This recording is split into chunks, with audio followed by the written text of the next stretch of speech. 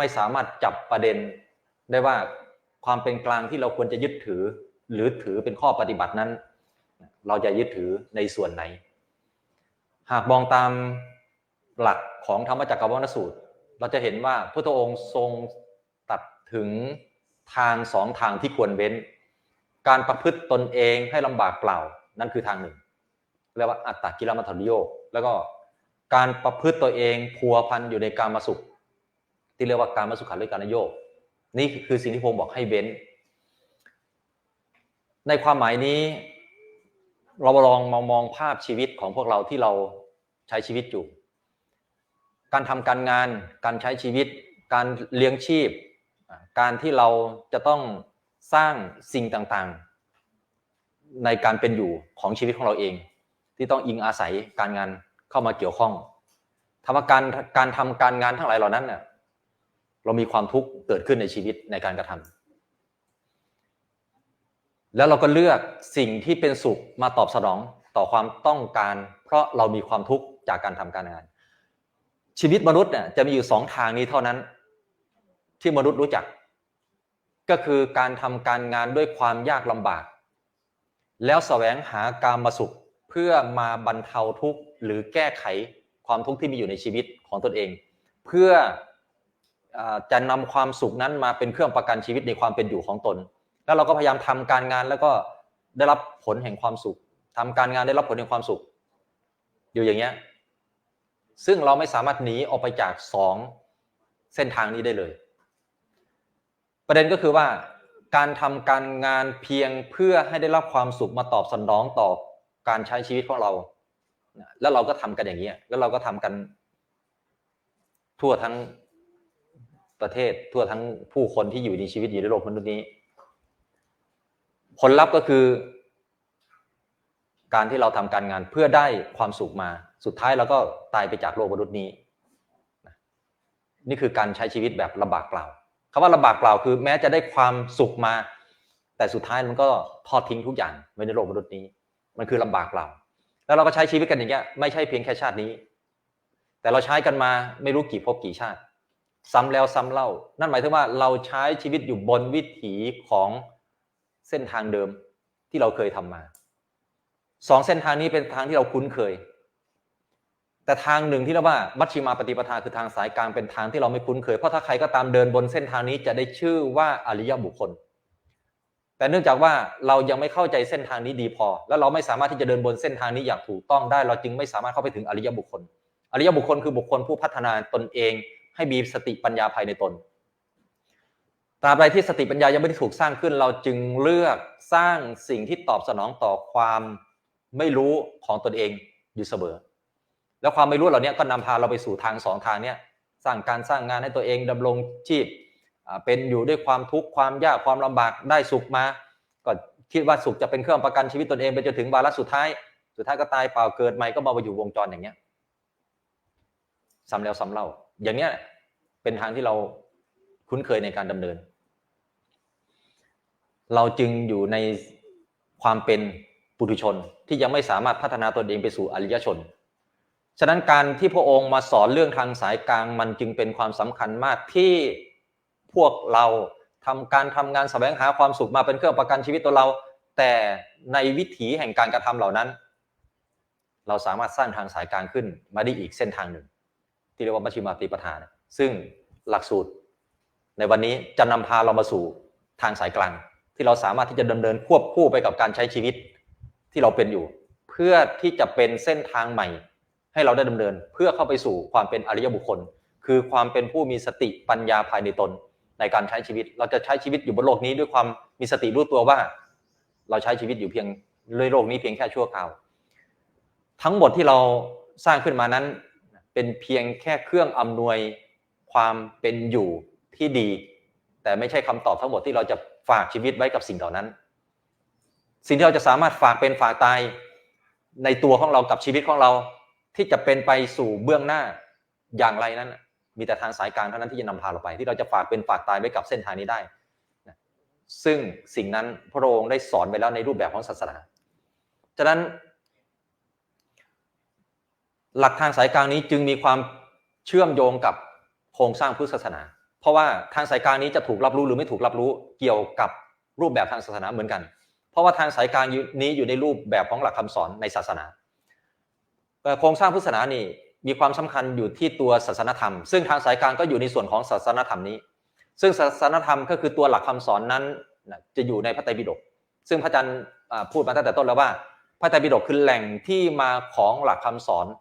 ในทางศาสนาทั้งหมดที่ถูกนำไปสอนจากใครผู้ใดวิธีการไหนรูปแบบใดมาจากพระไตรปิฎกนี้ทั้งนั้นจะสอนถูกหรือสอนผิดต้องกลับมาอยู่ในมูลเหตุหรือแหล่งที่มาเดียวกันนี้คือพระไตรปิฎกว่าหลักคำสอนนั้นถูกต้องหรือไม่ถูกต้องอย่างไรปัญหาที่เกิดขึ้นใน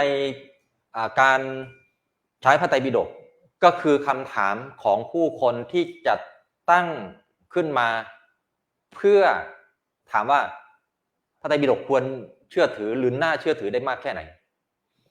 พระอาจารย์อยากจะบอกว่าจากฐานะของผู้ที่ใช้หลักคำสอนทางพระไตรปิฎกเป็นตัวค้นคว้าเอาองค์ความรู้มาสู่การปฏิบัติเพื่อให้ได้ทางสายการที่ถูกต้องนั้นพระอาจารย์พยายามค้นคว้าคำสอนในพระไตรปิฎกเกือบจะทุกฉบับเพราะมีฉบับใหม่ๆขึ้นมาอันนั้นไม่ได้เข้าไปเรียนรู้แล้วเพราะสมัยก่อนเนี่ยพระอาจารย์จะเรียนพระไตรปิฎกอยู่3ฉบับฉบับแรกคือฉบับ100เล่มของส.ธรรมภักดีปุ้ยแสงฉาย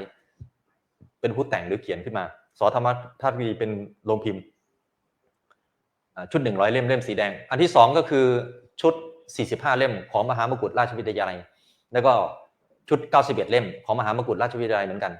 ชุดมจร.ก็อ่านแต่ว่าอ่านยังไม่หมดเพราะว่าเนื้อหาค่อนข้างปรับในแบบใหม่ค่อนข้างเยอะแล้วก็พระไตรปิฎกฉบับหนึ่งคือฉบับอ้างอิงโดยภาษาบาลีคือพระไตรปิฎกฉบับบาลีสยามรัฐพระอาจารย์ใช้เป็นแหล่งอ้างอิงพูดง่ายๆว่าศึกษาหลักคำสอนในพระไตรปิฎกด้วยภาษาไทยแล้วเนี่ยต้องลงลึกค้นคว้าเข้าไปสู่บทบาลีแล้วนำบทบาลีเนี่ยมาขบตีเพื่อให้ได้เนื้อความที่ถูกต้องจะได้เกิดเป็นองค์ความรู้และนำมาบอกสอนพวกเราอย่างไม่ผิดพลาดนี่คือการที่พระอาจารย์ได้ใช้พระไตรปิฎกมาในลักษณะแบบนี้และการที่พระอาจารย์ใช้พระไตรปิฎกในลักษณะแบบนี้มองเห็นความบกพร่องของพระไตรปิฎกเนี่ยอยู่ที่ประมาณ 20% เท่านั้นเองแต่อีก 80% เนี่ยยังคงไว้ซึ่งสาระธรรมคำสั่งสอน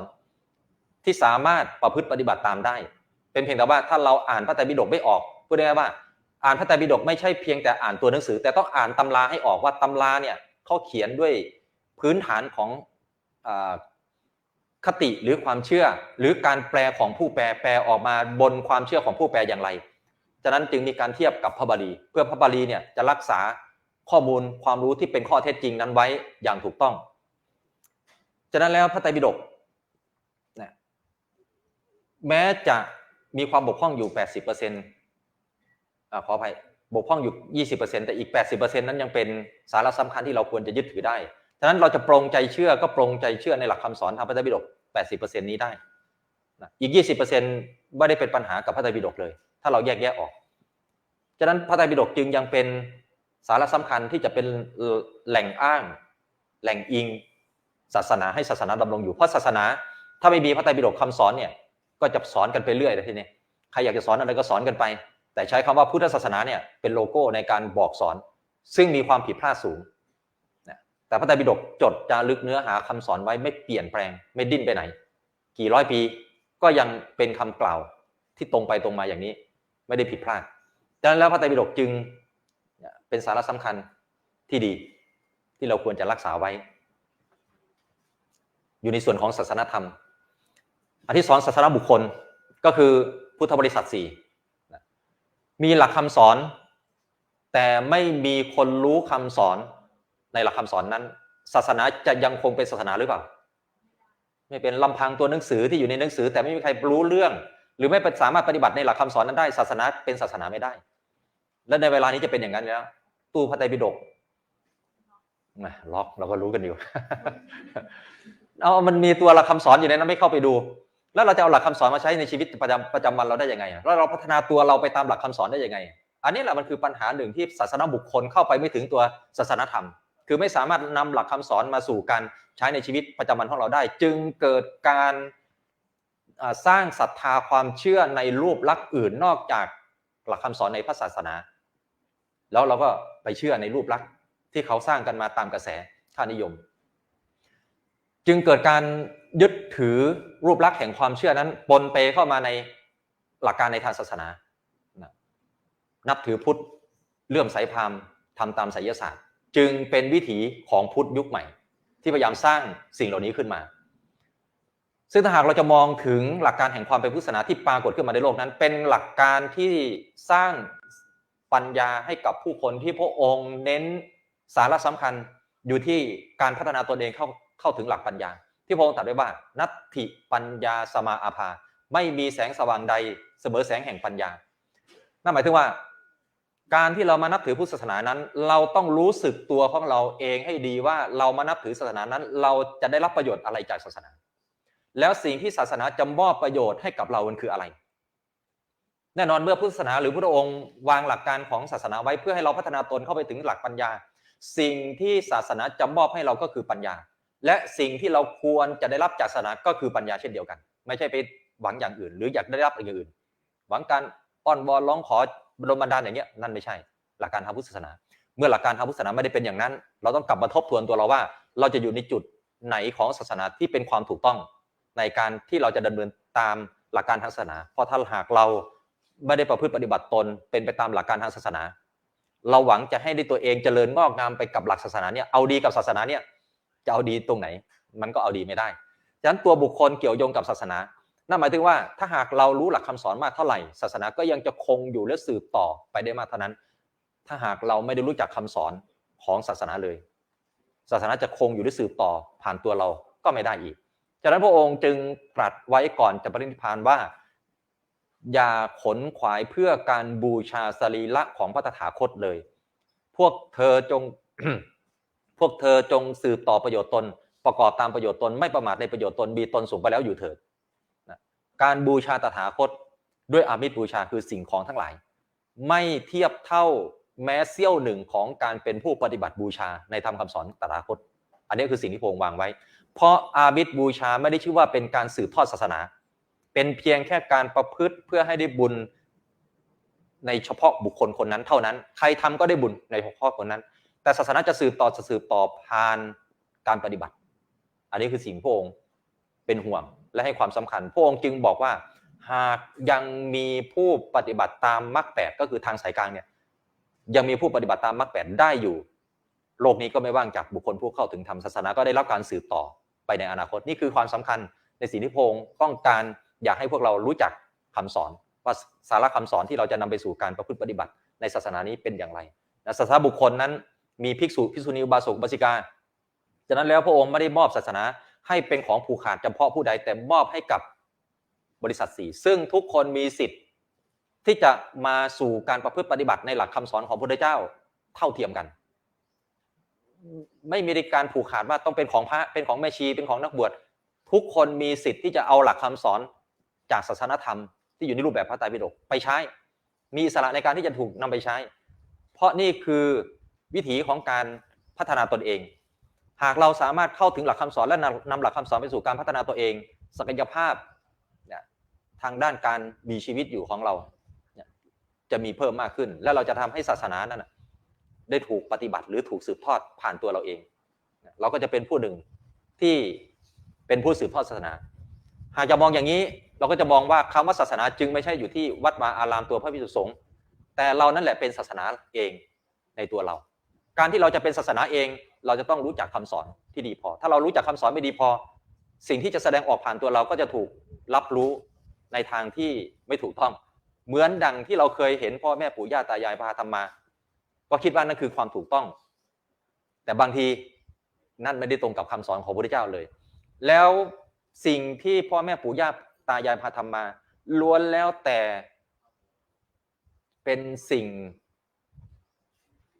ที่ยังไม่สามารถนำพาพวกเราเข้าไปถึงผลของการปฏิบัติได้จริงๆเป็นเพียงแค่รูปแบบหรือกิจกรรมหนึ่งหรือพิธีกรรมหนึ่งทางศาสนาที่เราเห็นในสิ่งที่ท่านทำเห็นไหมว่าตัวบุคคลเนี่ยมีความสำคัญมากถ้าหากเราเห็นว่าใครทำสิ่งใดเราก็คิดว่าน่าจะเป็นผลดีเห็นคนนั้นทำน่าจะเป็นผลดีก็คิดว่านั่นคือรูปลักษณ์ศาสนาหนึ่งที่เราควรจะยึดถือแต่หลักคำสอนเป็นยังไงนั้นเราเข้าไปไม่ถึงแล้วก็เป็นความจริงที่เราเข้าไปถึงหลักคำสอนได้ยากมาก ไม่เป็นไรตู้พระไตรปิฎกบล็อกอยู่ก็ตามแต่เพจธรรมนาวายังเปิดอยู่ ทุกคนเข้าไปสู่การเรียนรู้ได้เพราะนี่คือการดึงเอาหลักคำสอนที่เลือกเป็นแล้วในพระไตรปิฎกออกมาบอกออกมาอธิบายออกมาแนะนำและบอกสอนเรากันกรองออกมาเป็นองค์ความรู้ที่ปลอดภัยที่สุดที่เราจะสามารถนำไปใช้และพัฒนาชีวิตของเราได้ฉะนั้นศาสนาบุคคลนี้แหละก็เป็นส่วนสำคัญในการที่จะสืบทอดศาสนาต่อไปเราจะต้องเป็นศาสนาในตัวของเราให้ได้ศาสนาวัตถุหรือศาสนสถานศาสนาวัตถุก็อย่างเงี้ยเราต้องอาศัยสถานที่มานั่งรวมกันฟังเทศน์ฟังธรรมเพื่อรับความรู้ไปสู่การประพฤติปฏิบัติถ้าไปนั่งอยู่ข้างถนนรถวิ่งไปวิ่งมาอย่างเงี้ยเป็นไงก็ไม่สะดวกอันนี้เรามีป่ามีธรรมชาติอะไรสงบเงียบมีสถานที่รองรับผู้คนการรับฟังธรรมเทศนาก็อำนวยประโยชน์ในการเข้ามาใช้สถานที่ตรงนี้ศาสนาวัตถุก็มีความสำคัญแต่อย่าให้มันมากเกินไปเพราะถ้ามากเกินไปมันจะเกิดเป็นปัญหาอีกของศาสนาขึ้นมาทุกวันนี้เราสร้างศาสนาวัตถุให้มากหรือมีความสำคัญเกินกว่าศาสนธรรมไปแล้วทุ่มเทไปอยู่แต่กับการที่จะทำให้มีวัตถุมีพระอุโบสถ100 ล้าน200 ล้านคนดับทุกข์ได้ไหมความทุกข์ในใจคนก็ยังมีอยู่สร้างพระเจดีย์5,000 ล้านความทุกข์ยังมีอยู่ไหมก็ยังมีอยู่ในใจคนอยู่สร้างพุทธรูปที่ใหญ่ที่สุดในโลกความทุกข์ก็ยังไม่เคยหายไปไหนจากจิตใจของเรามันก็ยังมีอยู่แน่นอนการทำอย่างนั้นเป็นบุญพระองค์ไม่ปฏิเสธแต่บุญที่ทำแล้วมีผลมากมีอานิสงส์มากกว่าการทำสิ่งเหล่านั้นมันก็มีผลมากกว่าด้วยอานิสงส์มากกว่าด้วยนี่ก็คือการระลึกถึงพระอรหันตเนี่ยเพราะอะไรเพราะเป็นกุศลที่ปิดอบายภูมิให้กับเราได้การสร้างอุโบสถ100 ล้านสร้างพระเจดีย์สร้างพุทธรูปไม่สามารถที่จะปิดกั้นอบายภูมิได้ถ้าหากใจเราไม่สามารถโน้มนึกเข้าถึงกระแสรัตนตรัยได้หากผูกติดหรือเกาะอยู่กับวัตถุแต่พระอาจารย์ไม่ได้บอกว่ามันไม่ดีนะดีในแง่ที่หากสามารถทำจิตให้เราเป็นพุทธานุสติคือเราเลิกถึงพระพุทธเจ้าได้จริงๆแต่เอาจริงๆเนี่ยความเป็นพุทธะเรายังไม่รู้เลยว่าคืออะไรแล้วเราจะไม่นึกถึงได้ยังไงจึงมีรูปลักษณ์มาเป็นสัญลักษณ์ให้เกิดการระลึกถึงแต่การระลึกถึงสัญลักษณ์นั้นก็ไม่สามารถเชื่อมต่อหรือนำพาเราไปถึงภาวะแห่งความเป็นพุทธะในหลักธรรมชาติได้เลยก็จึงเป็นเพียงแค่สัญลักษณ์รูปลักษณ์ได้แต่อย่าเอามาเป็นสารณะเป็นที่พึ่งไม่ได้เพราะวัตถุก็คือวัตถุไม่สามารถเป็นที่พึ่งได้แล้วโบราณเขาทำมาทำไมในรูปวัตถุอันนี้ถ้าจะมองตามสิ่งที่เขาเรียกว่ากุศโลบายนะครับว่ากุศโลบายก็มันคือวิธีการที่ก่อให้เกิดอุบายที่ก่อให้เกิดกุศลนั่นเองกุศลบวกอุปายะอุบายเนี่ยก็เรียกว่าอุบายที่ก่อให้เกิดกุศลในจิตถ้าเราจะมองภาพของพุทธรูปมันจะมีฐานของพุทธรูปใต้สุดเนี่ยประดุจดังทานมนุษย์เราต้องสร้างการให้ทานเพราะการใช้ชีวิตอยู่บนโลกมนุษย์นี้มนุษย์ต้องเลี้ยงชีพตัวเองการเลี้ยงชีพอย่างไรที่จะไม่ให้ฝืดเคืองผลแห่งทานนั้นจะเข้ามาจุนเจือและช่วยเหลือบรรเทาแก้ไขในวิถีชีวิตที่เราใช้ชีวิตอยู่บนโลกมนุษย์นี้การให้ทานหรือบุคคลใดก็ตามให้ทานจะได้รับผลแห่งทานนั้นเข้ามาสู่การตอบสนองอันนี้เป็นพื้นฐานเป็นฐานแห่งการใช้ชีวิตอันที่สองเราจะเห็นฐานที่เป็นกลีบดอกบัวประดุจดังศีลการใช้ชีวิตอยู่บนโลกนี้จะต้องมีโทษบางประการเข้ามาลดอะไรการพัฒนาชีวิตตัวเราจากสิ่งที่เป็นโทษต่างๆปาณาติบาตอทินนาทานกาเมสุมิจฉาจารมุสาวาทสุราจะมาลดวิถีการใช้ชีวิตของเราในการพัฒนาตัวเรานำพาเราไปสู่การใช้ชีวิตอย่างถูกต้องโทษเหล่านี้จะมาคอยตัดรอนชีวิตเราถ้าปาณาติบาตก็ทำให้อายุสั้นมีโรคมากก็ทำให้เราใช้ชีวิตอยู่บนโลกนี้ด้วยความทุกข์มากอทินนาทานทรัพย์ได้มาก็สูญหายไปกาเมสุมิจฉาจารก็ไม่สมหวังในความรักก็มุสาวาทก็ไปกล่าวคำพูดที่ไหนก็ไม่มีใครเชื่อสุราเมรยะก็ทำลายสติปัญญาชีวิตตัวเองก็เป็นผลหรือเป็นโทษในการใช้ชีวิตและทำให้เราไม่สามารถใช้ชีวิตอยู่เป็นปกติสุขในชีวิตของเราได้แล้วก็ใช้ศีลนี่แหละเป็นเครื่องอะไรประกอบในการใช้ชีวิตเหมือนกับฐานของกลีบดอกบัวองค์พระประดุจดังจิต องค์พระเนี่ยประดุจดังจิตที่นั่งอยู่บนกลีบดอกบัวเหมือนกับจิตละใจเราเองเนี่ยที่อยู่บนศีลทานศีลเป็นว่าองค์พระที่นั่งอยู่การนั่งอยู่อย่างนิ่งและมั่นคงก็หมายถึงจิตที่มีสมาธินั่นเองจิตที่มีสมาธิจะทำให้จิตไม่คล้อยตามอารมณ์ไม่โอนตามอารมณ์ไม่เอ็นตามอารมณ์เพราะถ้าจิตใดก็ตามขาดสมาธิคือขาดความตั้งมั่นภายในตนเองจะคล้อยตามอารมณ์โอนตามอารมณ์เอ็นตามอารมณ์น้อมตามอารมณ์เป็นไปตามอารมณ์กี่ครั้งกี่หนที่อารมณ์พยายามควบคุมจิตเราและดึงใจเราไปสู่ห้วงแห่งการกระทำด้วยอารมณ์ชนิดนั้นๆที่ตกเป็นทาสของอารมณ์แล้วทำให้เราทำสิ่งที่ผิดพลาดแล้วนำมาซึ่งผลที่ไม่ดีต่อชีวิตเราเองฉะนั้นการควบคุมจิตใจตัวเองได้จะส่งผลให้เรามีความตั้งมั่นอยู่ในใจเราเองและนั่นก็คือผลของการฝึกฝนจิตใจของเราด้วยสติและก็สมาธิที่ให้จิตมีความตั้งมั่นอยู่เราจะเห็นที่ศีรษะหรือเสียนของพระพุทธรูปจะมีขดเป็นปมอย่างก้นหอยหรือมวยผมนั่นเองอันนั้นเหมือนกับปมปัญหาของชีวิตต่างๆอยู่บนชีวิตเราอยู่บนหัวใจเรานะแต่ละปมก็เขาบอกว่า108หรือ108หรือ 1,500 ก็แล้วแต่ปัญหาของแต่ละคนที่เกิดขึ้นบนจิตใจของแต่ละคนทุกคนจะมีปัญหาอยู่บนชีวิตบนจิตใจนั้นขดม้วนเป็นกลมๆเนี่ยเหมือนกับปมปัญหาต่างๆที่ในชีวิตเราแล้วเราจะเห็นเสียนแหลมแหลงที่ผุดปรากฏขึ้นเหนือมวยผมอันนั้นประดุจดั่งปัญญาที่แทงทะลุปมปัญหาต่างๆไปได้เราสามารถที่จะเข้าถึงความว่างได้ความหมายของพุทธะมันอยู่ตรงนี้ไม่อยู่ที่รูปแต่อยู่ในตัวเราทั้งหมดทานเราก็เคยได้ให้ศีลเราก็เคยรักษาสมาธิเราก็พยายามทำอยู่ปัญญาเพื่อแก้ไขปมปัญหาต่างๆในใจเราเพื่อหาทางออกทางสายกลางจะบอกทางแห่งปัญญาให้พวกเรานำไปสู่การแก้ไขปัญหาที่เป็นปมปัญหาต่างๆอยู่ในใจเราสร้างพุทธะขึ้นในตัวเราเองอย่าแสวงหาพุทธะภายนอกพุทธะภายนอกแสวงหาเท่าไหร่ไม่มีทางจบสิ้นและไม่ใช่พุทธะที่แท้พุทธะที่แท้ควรจะสร้างขึ้นมาในจิตใจของเราเองศาสนพิธีพระอาจารย์จะบอกว่าเรามีศาสนธรรมมีศาสนบุคคลมีศาสนวัตถุถ้าไม่มีศาสนพิธีศาสนาอยู่ต่อได้ไหมสืบต่อได้ไหมได้หรือไม่ได้ได้แต่ถ้ามีศาสนพิธีแต่ไม่มีศาสนธรรมหลักคำสอนไม่ต้องไปสนใจหรอกทำพิธีกรรมไปอย่างเดียวศาสนาสืบต่อได้ไหมเราเห็นได้ไหมว่าอะไรคือความสำคัญใช่ไหมศาสนธรรมสำคัญมากไม่มีศาสนพิธีก็ไม่มีปัญหาศาสนาไม่ได้เสียหายด้วยซ้ำหากจะบอกว่าตัดพิธีออกไปเลยในศาสนาของเราเนี่ยก็ไม่ใช่เรื่องผิดเพราะศาสนพิธีไม่ได้มีมาพร้อมกับหลักคำสอนเลยเป็นเพียงแต่ถูกทำให้เกิดขึ้นในยุคสมัยหนึ่งเพื่อสร้างความสนใจให้ผู้คนเข้ามาสู่ศาสนาแต่เมื่อมาสู่ศาสนาแล้วผู้คนนั้นยุติอยู่เพียงแค่การทำพิธีกรรมไม่เข้าไปถึงตัวหลักคำสอนอันเป็นสาระสำคัญถึงจะเข้าไปได้ก็ไปได้น้อยจำพวกมากแล้วเข้าไปถึงได้เนี่ยในศาสนธรรมเนี่ยกว่าจะได้รู้ธรรมอันเป็นแก่นออกมาเนี่ยเพราะบางทีไปคว้าเอาเปลือกบ้างบางคว้าเอากิ่งและใบบ้างเอาคว้าเอากระพี้มาบ้างแต่ไม่เข้าไปถึงแก่นใช่ไหมมันก็ยังไม่สามารถที่จะเป็นสาระสำคัญหรือเป็นประโยชน์ต่อตัวศาสนาเองทำยังไงที่เราจะเดินเข้ามาสู่ศาสนาแล้วยึดจับเอาแก่นนั้นมาเป็นสาระสำคัญต่อการใช้ชีวิตในตัวของเราได้นั่นหมายถึงว่าศาสนพิธีตอนนี้กลายเป็นประดุจดั่งแก่นสารของศาสนาไปแล้วถ้าไม่ได้ทำพิธีกรรมเหมือนกับว่าไม่ได้ทำบุญหรือไม่ได้ทำกิจกรรมอะไรในทางศาสนาเลยมันเป็นอย่างนั้นปฏิบัติธรรมก็พอเป็นพิธีเนี่ยสวดมนต์ก็พอเป็นพิธีถือศีลก็พอเป็นพิธีศีลตามประเพณีรู้จักไหม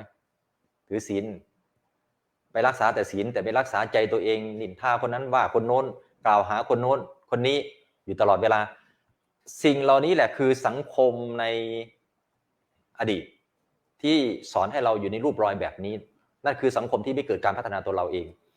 ฉะนั้นศาสนามันควรจะได้รับการพัฒนามาทุกยุคทุกสมัยเพื่อให้เท่าทันต่อวิวัฒนาการของโลกและยุคสมัยที่มันกำลังเกิดการเปลี่ยนแปลงอย่างรวดเร็วโลกเขาเกิดการเปลี่ยนแปลงมาก้าวล้ำขนาดนี้แต่ศาสนายังเหมือนกับ50 ปี60 ปีที่แล้ว ยังเหมือนเดิมนั่นหมายถึงว่าคนอายุ60 ปีที่ผ่านมาเนี่ย60 ปีเนี่ย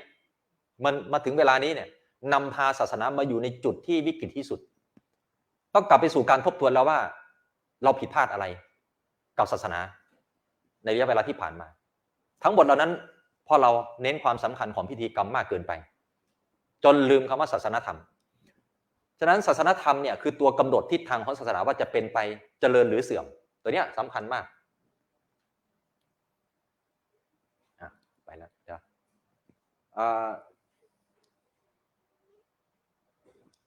หากว่าพิธีกรรมนี้ยังเป็นสิ่งที่เรายังวางไม่ได้แต่ก็ไม่ควรที่จะให้ความสำคัญมากเกินไปอีกประการหนึ่งที่ทำให้ศาสนาเราอ่อนแอลงก็คือการนำคำสอนมาอยู่ในรูปของคำสวดการนำคำสอนมาอยู่ในรูปของคำสวดเนี่ยซึ่งภาษาที่เราสวดเราเองก็ไม่ได้เข้าใจในภาษานั้นๆอยู่แล้วอันนี้คือข้อเท็จจริงฉะนั้นคำสอนที่อยู่ในรูปของคำสวดมันเป็นการบอกหลักคำสอนที่เราเองก็ไม่ได้เข้าใจคำสอนนั้นเป็นอย่างดีจึงทำให้ศาสนาเนี่ยไม่ได้ถูกรับรู้อย่างถูกต้องฉะนั้นพระอาจารย์จึงอยากให้พวกเราได้เข้าใจว่าสิ่งที่เราจะนำสืบทอดศาสนาต่อไปผ่านตัวเรานั้นเราจะนำอะไรสืบทอดไปผ่านตัวเราที่นากันเอาเองหลักสูตรนี้เป็นหลักสูตรแห่งสัจจะอันเป็นทางสายกลางนี้เป็นหลักสัจจะเป็นสัจจะศาสตร์เพื่อความพ้นทุกข์หรือทางสายกลางนี่แหละว่าด้วยเรื่องสัจจะคำว่าสัจจะอันเนี้ยทำไมถึงเป็นทางสายกลางเพราะสัจจะเนี้ยไม่เข้าข้างใครเกิดขึ้นกับคนทุกคนมีอยู่ในคนทุกคนและเป็นอย่างเงี้ยต่อทุกผู้ทุกคนและแสดงออกต่อทุกรูปทุกนามทุกผู้ทุกคนไม่เข้าข้างใครมันจึงเป็นของกลางประจำโลกของกลางประจำจักรวาลของกลางประจำมนุษยชาติทั้งหลายที่ใครก็ตามที่เกิดขึ้นมาบนโลกมนุษย์เนี่ยจะได้รับผลมาจาก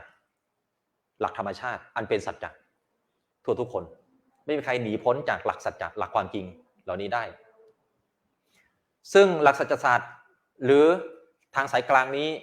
จะนำเราไปสู่เส้นทางแห่งการเรียนรู้และเป็นการเรียนรู้ที่ลงลึกถึงระดับจิตวิญญาณที่จะเปลี่ยนแปลงจิตวิญญาณและขัดเกลาจิตวิญญาณเราไปสู่จิตวิญญาณที่ประกอบด้วยปัญญาแห่งความรู้แจ้งจะต้องเริ่มต้นจากการเข้าถึงรัตนตรัยให้ได้ก่อนเพราะอะไรเพราะสัจจะนี้ถูกกล่าวไว้ในมัชฌิมาปฏิปทาคือทางสายกลางอันคือเส้นทางแห่งอริยมรรคหมายถึงว่าจะเดินบนเส้นทางอริยมรรคเนี่ยพระรัตนตรัยเป็นตัวกำหนดทิศทางหรือเส้นทางแห่งการดำเนินพูดง่ายๆว่าก็การจะเดินเข้ามาสู่เส้นทางแห่งอริยมรรคนั้นนะต้องผ่านการยึดพึ่งพระรัตนตรัยอาจารย์จึงบอกว่าพระรัตนตรัยเป็นประตูเดินเข้ามาสู่ศาสนาหรือเส้นทางแห่งสัจจะเส้นทางแห่งทางสายกลางนี้การเข้าถึงพระพุทธพระธรรมพระสงฆ์ด้วยบทระลึกถึงพระรัตนตรัยใครยังไม่รู้ว่าบทพระรัตนตรัยคืออะไรบทยึดพึ่งพระรัตนตรัยบทเข้าถึงรัตนตรัยในนี้ใครยังไม่ทราบยกมือขึ้นทราบแล้วนะอันนี้เรามีหนังสือแจกกันไหมเนี่ยแนวทางชาวพุทธแจกกันไปแล้วนะบทพุทโธเมตโถในบทคำอธิษฐานถึงพระรัตนตรัยพอเปิดประตูพระรัตนตรัยได้แล้วมรรค8คือเส้นทางในศาสนานะมรรค8เป็นเส้นทางที่เราจะดำเนินเป็นเส้นทางที่กำหนดทิศทางให้เราได้เดินมรรค8นี้เริ่มต้นที่สัมมาทิฏฐิหลายคนอาจจะได้ยินคำนี้สัมมาทิฏฐิจนถึงคำว่าสัมมาสมาธิเนี่ยมรรค8เนี่ยได้ยินหรือบางคนก็จำได้แต่พระอาจารย์อยากจะบอกว่าสัมมาทิฏฐิเนี่ยไม่ใช่แค่ตัวหนังสือแต่มันควรจะเป็นคุณสมบัติที่อยู่ในตัวของเราแต่เราก็เรียนรู้ก่อนว่านี่แหละคือเส้นทางในศาสนาอันนี้เรียกว่าทางสายกลางมรรค8เนี่ยเนื่องจากว่าทางสายกลางนี้พระพุทธเจ้าในวันที่พระองค์ตรัสรู้แล้วพระองค์ทบทวนสิ่งที่พระองค์รู้เพื่ออะไรเพื่อสร้างความมั่นใจว่าสิ่งที่พระองค์รู้เนี่ยเป็นสิ่งที่เคยมีคนรู้แบบนี้มาก่อนหรือไม่ญาณทัศนะเรียกว่าสัพพัญญุตญาณของพระองค์จึงย้อนกลับไปทำให้เกิดการรับรู้ในอดีตการที่ผ่านมาว่าบุคคลที่รู้เส้นทางแห่งการเข้าถึงผลมีมาก่อนหน้าพุทธองค์ก็คือพุทธเจ้าองค์ก่อนโน้นก็ดำเนินตามมรรค8นี้แล้วองค์ก่อนโน้นล่ะดำเนินอย่างไรก็ดำเนินตามมรรค8นี้แล้วองค์ก่อนโน้นล่ะก็ดำเนินตามมรรค8นี้แล้วพระเจ้าองค์ก่อนโน้นล่ะ ก็เดินตามมรรคแปดนี้นะฉะนั้นมรรคแปดคือดุขะนิโรธกามินีปฏิปดาแปลว่าข้อปฏิบัติเป็นไปเพื่อการดับทุกข์ซึ่งเป็นข้อปฏิบัติเดียวเส้นทางเดียวเป็นสัจจะเป็นสัจจะพุทธเจ้าองค์ก่อนก็เดินตามนี้แม้อริยสงฆ์สาวกของพุทโธองค์เองก็เดินตามหลักมรรคแปดนี้ก็เข้าถึงแบบเดียวกันกับพุทธองค์แสดงว่าเส้นทางนี้เป็นเส้นทางที่ไม่เคยเปลี่ยนแปลงในเส้นทางนี้เลยมาแต่การไหนเพียงแต่จะถูกค้นพบหรือไม่ค้นพบเท่านั้นเองพระองค์จึงบอกว่าเส้นทางนี้เคยมีผู้ดำเนินมาก่อนหน้าเราแล้วเพียงแต่ว่าถูกระยะการเวลานั้นกลบเส้นทางนี้ไว้ประดุจดังเส้นทางเก่าที่ถูกกลบไปด้วยดินบ้างใบไม้บ้างกิ่งไม้บ้างเศษซากของทั้งหลายแล้วพระองค์มาค้นพบมาถากถางแล้วมาเห็นเส้นทางซึ่งเป็นร่องรอยเก่าอย่างนี้มาแต่ปางก่อนเขาเดินกันมาอย่างนี้เขาจึงเข้าถึงผลเมื่อมีผู้ปฏิบัติตามหลักการนี้เข้าถึงผลทำไมเราปฏิบัติแล้วจะไม่เข้าถึงผลถ้าเราปฏิบัติถูกถ้าเราปฏิบัติถูกแล้วเข้าถึงผลแน่นอนดังนั้นพระองค์จึงบอกว่ามรรคแปดเนี่ยเป็นเส้นทางหรือเป็นหนทางในศาสนานี้จะต้องไม่เดินตามเส้นทางอื่นจะต้องไม่เดินตามหนทางอื่นต้องเดินตามหลักของมรรคแปดเท่านั้น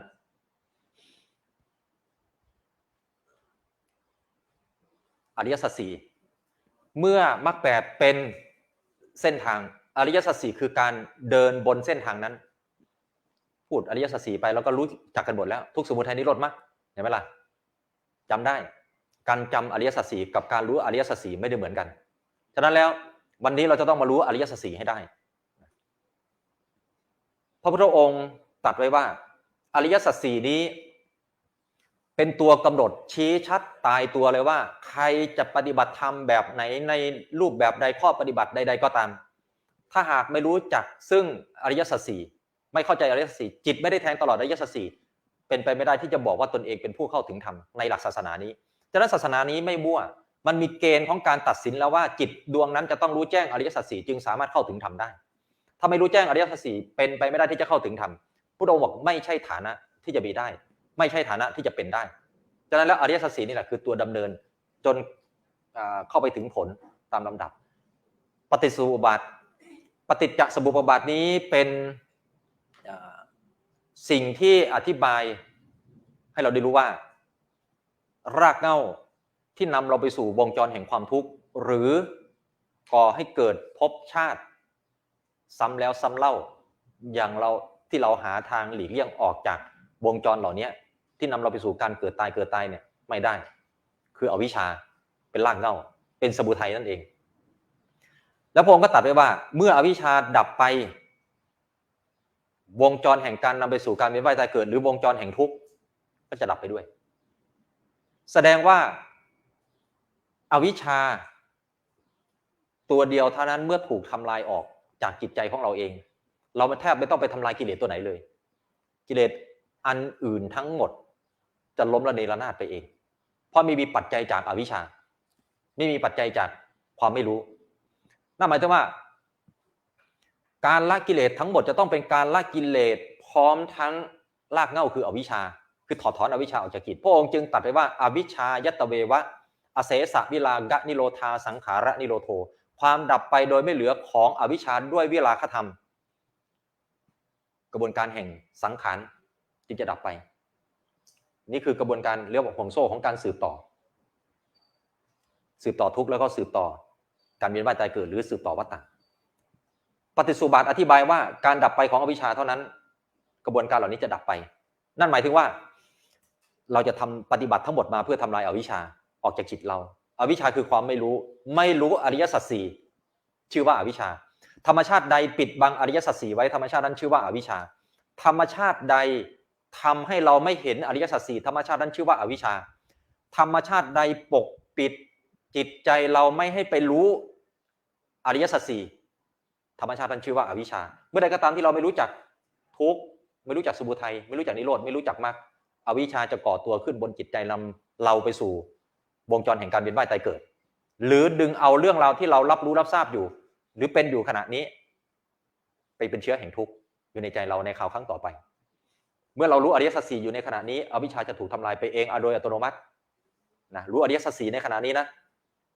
อวิชชาจะถูกทำลายไปโดยอัตโนมัติแล้ววงจรนำไปสู่การเวียนว่ายตายเกิดหรือนำไปสู่เชื้อแห่งทุกข์ก็จะดับไปสิ้นไปในเวลานั้นตอนนี้รู้อริยสัจสี่หรือยังรู้หรือยังจริงหรือเปล่าพยักหน้าเหมือนรู้แค่ตัวหนังสือรู้อริยสัจสี่จริงๆรู้อาการจริงที่เกิดบนจิตใจเราในขณะนี้ยังไม่รู้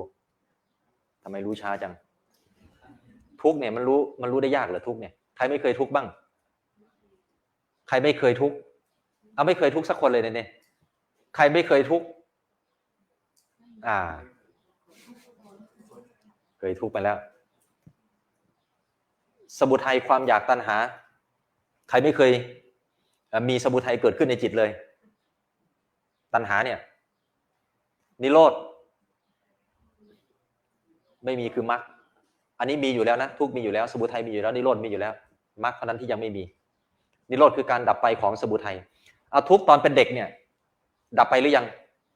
ดับไปหมดแล้วตัณหาที่เกิดในสมัยเป็นเด็กดับไปหรือยังสภาพของการดับไปของตัณหาแต่ละคราวนี่แหละเขาเรียกว่านิโรธแต่สิ่งเหล่านี้มันเกิดมันดับแล้วมันไม่ได้ถูกเห็นจากเราเมื่อไม่ได้ถูกเห็นจากเรามรรคจึงไม่เกิดคือไปปฏิบัติต่อทุกข์ไม่ถูกปฏิบัติต่อสมุทัยไม่ถูกปฏิบัติต่อนิโรธไม่ถูกการที่สิ่งเหล่านี้มีอยู่ในชีวิตเราแล้วไม่ได้ถูกเห็นนั่นแหละจึงถูกปกปิดอวิชชาเลยเข้ามาปกปิดไม่ให้เห็นเพื่ออะไรเพื่อที่ให้เราไม่รู้สิ่งเหล่านี้ตามความเป็นจริงเมื่อเราไม่รู้จักสิ่งเหล่านี้ตามความเป็นจริงอวิชชาจึงห้ามไม่ให้มรรคเกิดขึ้นคือไม่มีข้อปฏิบัติเจอทุกข์ก็หนีทุกข์ด้วยตัณหานั่นแหละทุกข์ดับไปแต่ละคราวก็ไม่เข้าใจพออวิชชาทำหน้าที่ก็จะสืบต่อเราไปสู่วงจรแห่งทุกข์และก็วงจรแห่งความการเกิดใหม่อีกซ้ำแล้วซ้ำเล่าพอเข้าใจหรือยังนี่คือเงื่อนต่อนะเงื่อนต่อมาจากการที่ไม่รู้อริยสัจบนชีวิตเราเองเนี่ยแหละบนตัวเราเองเนี่ยแหละเราไม่รู้จักทุกข์ในตัวเราบอกทำไมจะไปรู้พระอาจารย์เวลาทุกข์เกิดขึ้นโอ้ยมันจิตใจนะเล่าร้อนอึดอัดทำไมจะไม่รู้อันนั้นไม่ใช่รู้ทุกข์อันนั้นมันรับความทุกข์อยู่แบกความทุกข์อยู่อันเนี้ยถ้ารู้ทุกข์เนี่ยมันจะไม่ทุกข์จะเห็นทุกข์ทันทีถ้ารู้ว่ามันคือทุกข์จะเห็นมรรคแปลว่าข้อปฏิบัติมรรคเนี่ยแปลว่าเส้นทางในตัวนี้กับเส้นทางตัวนี้แตกต่างกันตรงที่ว่าอันนี้เป็นเส้นทางเหมือนกับทิศทางหรือตัวขีดเส้นทางให้กับเราต้องเดินไปอย่างนี้มรรคคือตัวดำเนินคือปฏิบัติเป็นตัวปฏิบัติต่อทุกข์ปฏิบัติต่อสมุทัยปฏิบัติต่อนิโรธมรรคตัวเนี้ยต่างกันนะอันนี้เป็นเส้นทางอันนี้เป็นตัวพาดำเนินพาปฏิบัติในอริยสัจสี่จริงๆชื่ออริยสัจข้อที่สี่ไม่ได้ชื่อว่ามรรคนะไม่ชื่อว่ามรรคสัจจะนะอันนี้แค่ชื่อย่อเฉยๆชื่อจริงๆของอริยสัจข้อที่4คือทุกขานิโรธคามินีปฏิปดาอริยสัจจังข้อที่1เขาเรียกว่าทุกขอริยสัจจังอันที่2เรียกว่าสมุดทุกขสมุดยะอริยสัจจังข้อที่3ทุกขานิโรธอริยสัจจังข้อที่4คือทุกขานิโรธคามินีปฏิปดาอริยสัจจังนี่ชื่อมันยาวเขาก็เลยตัดมาสั้นๆเนี่ยก็คือมรรคนั่นเองมาเป็นตัวปฏิบัติมีความต่างพอปฏิบัติต่ออริยสัจสี่ถูกอวิชชาจะหายไปพออวิชชาหายไปห่วงโซ่แห่งการนำเกิดหรือนำสู่ความทุกข์ใหม่ก็จะเป็นอันถูกทำลายถ้าเรามองตามภาพนี้เราจะเห็นเลยว่าเรามีโอกาสในการที่จะทำลายอวิชชาที่จะนำเราไปสู่วงจรแห่งความทุกข์หรือนำเราไปสู่แห่งการเวียนว่ายตายเกิดได้แล้วนี่คือโอกาสที่เราจะปฏิบัติตามหลักการแห่งอริยสัจใครสงสัยจะถาม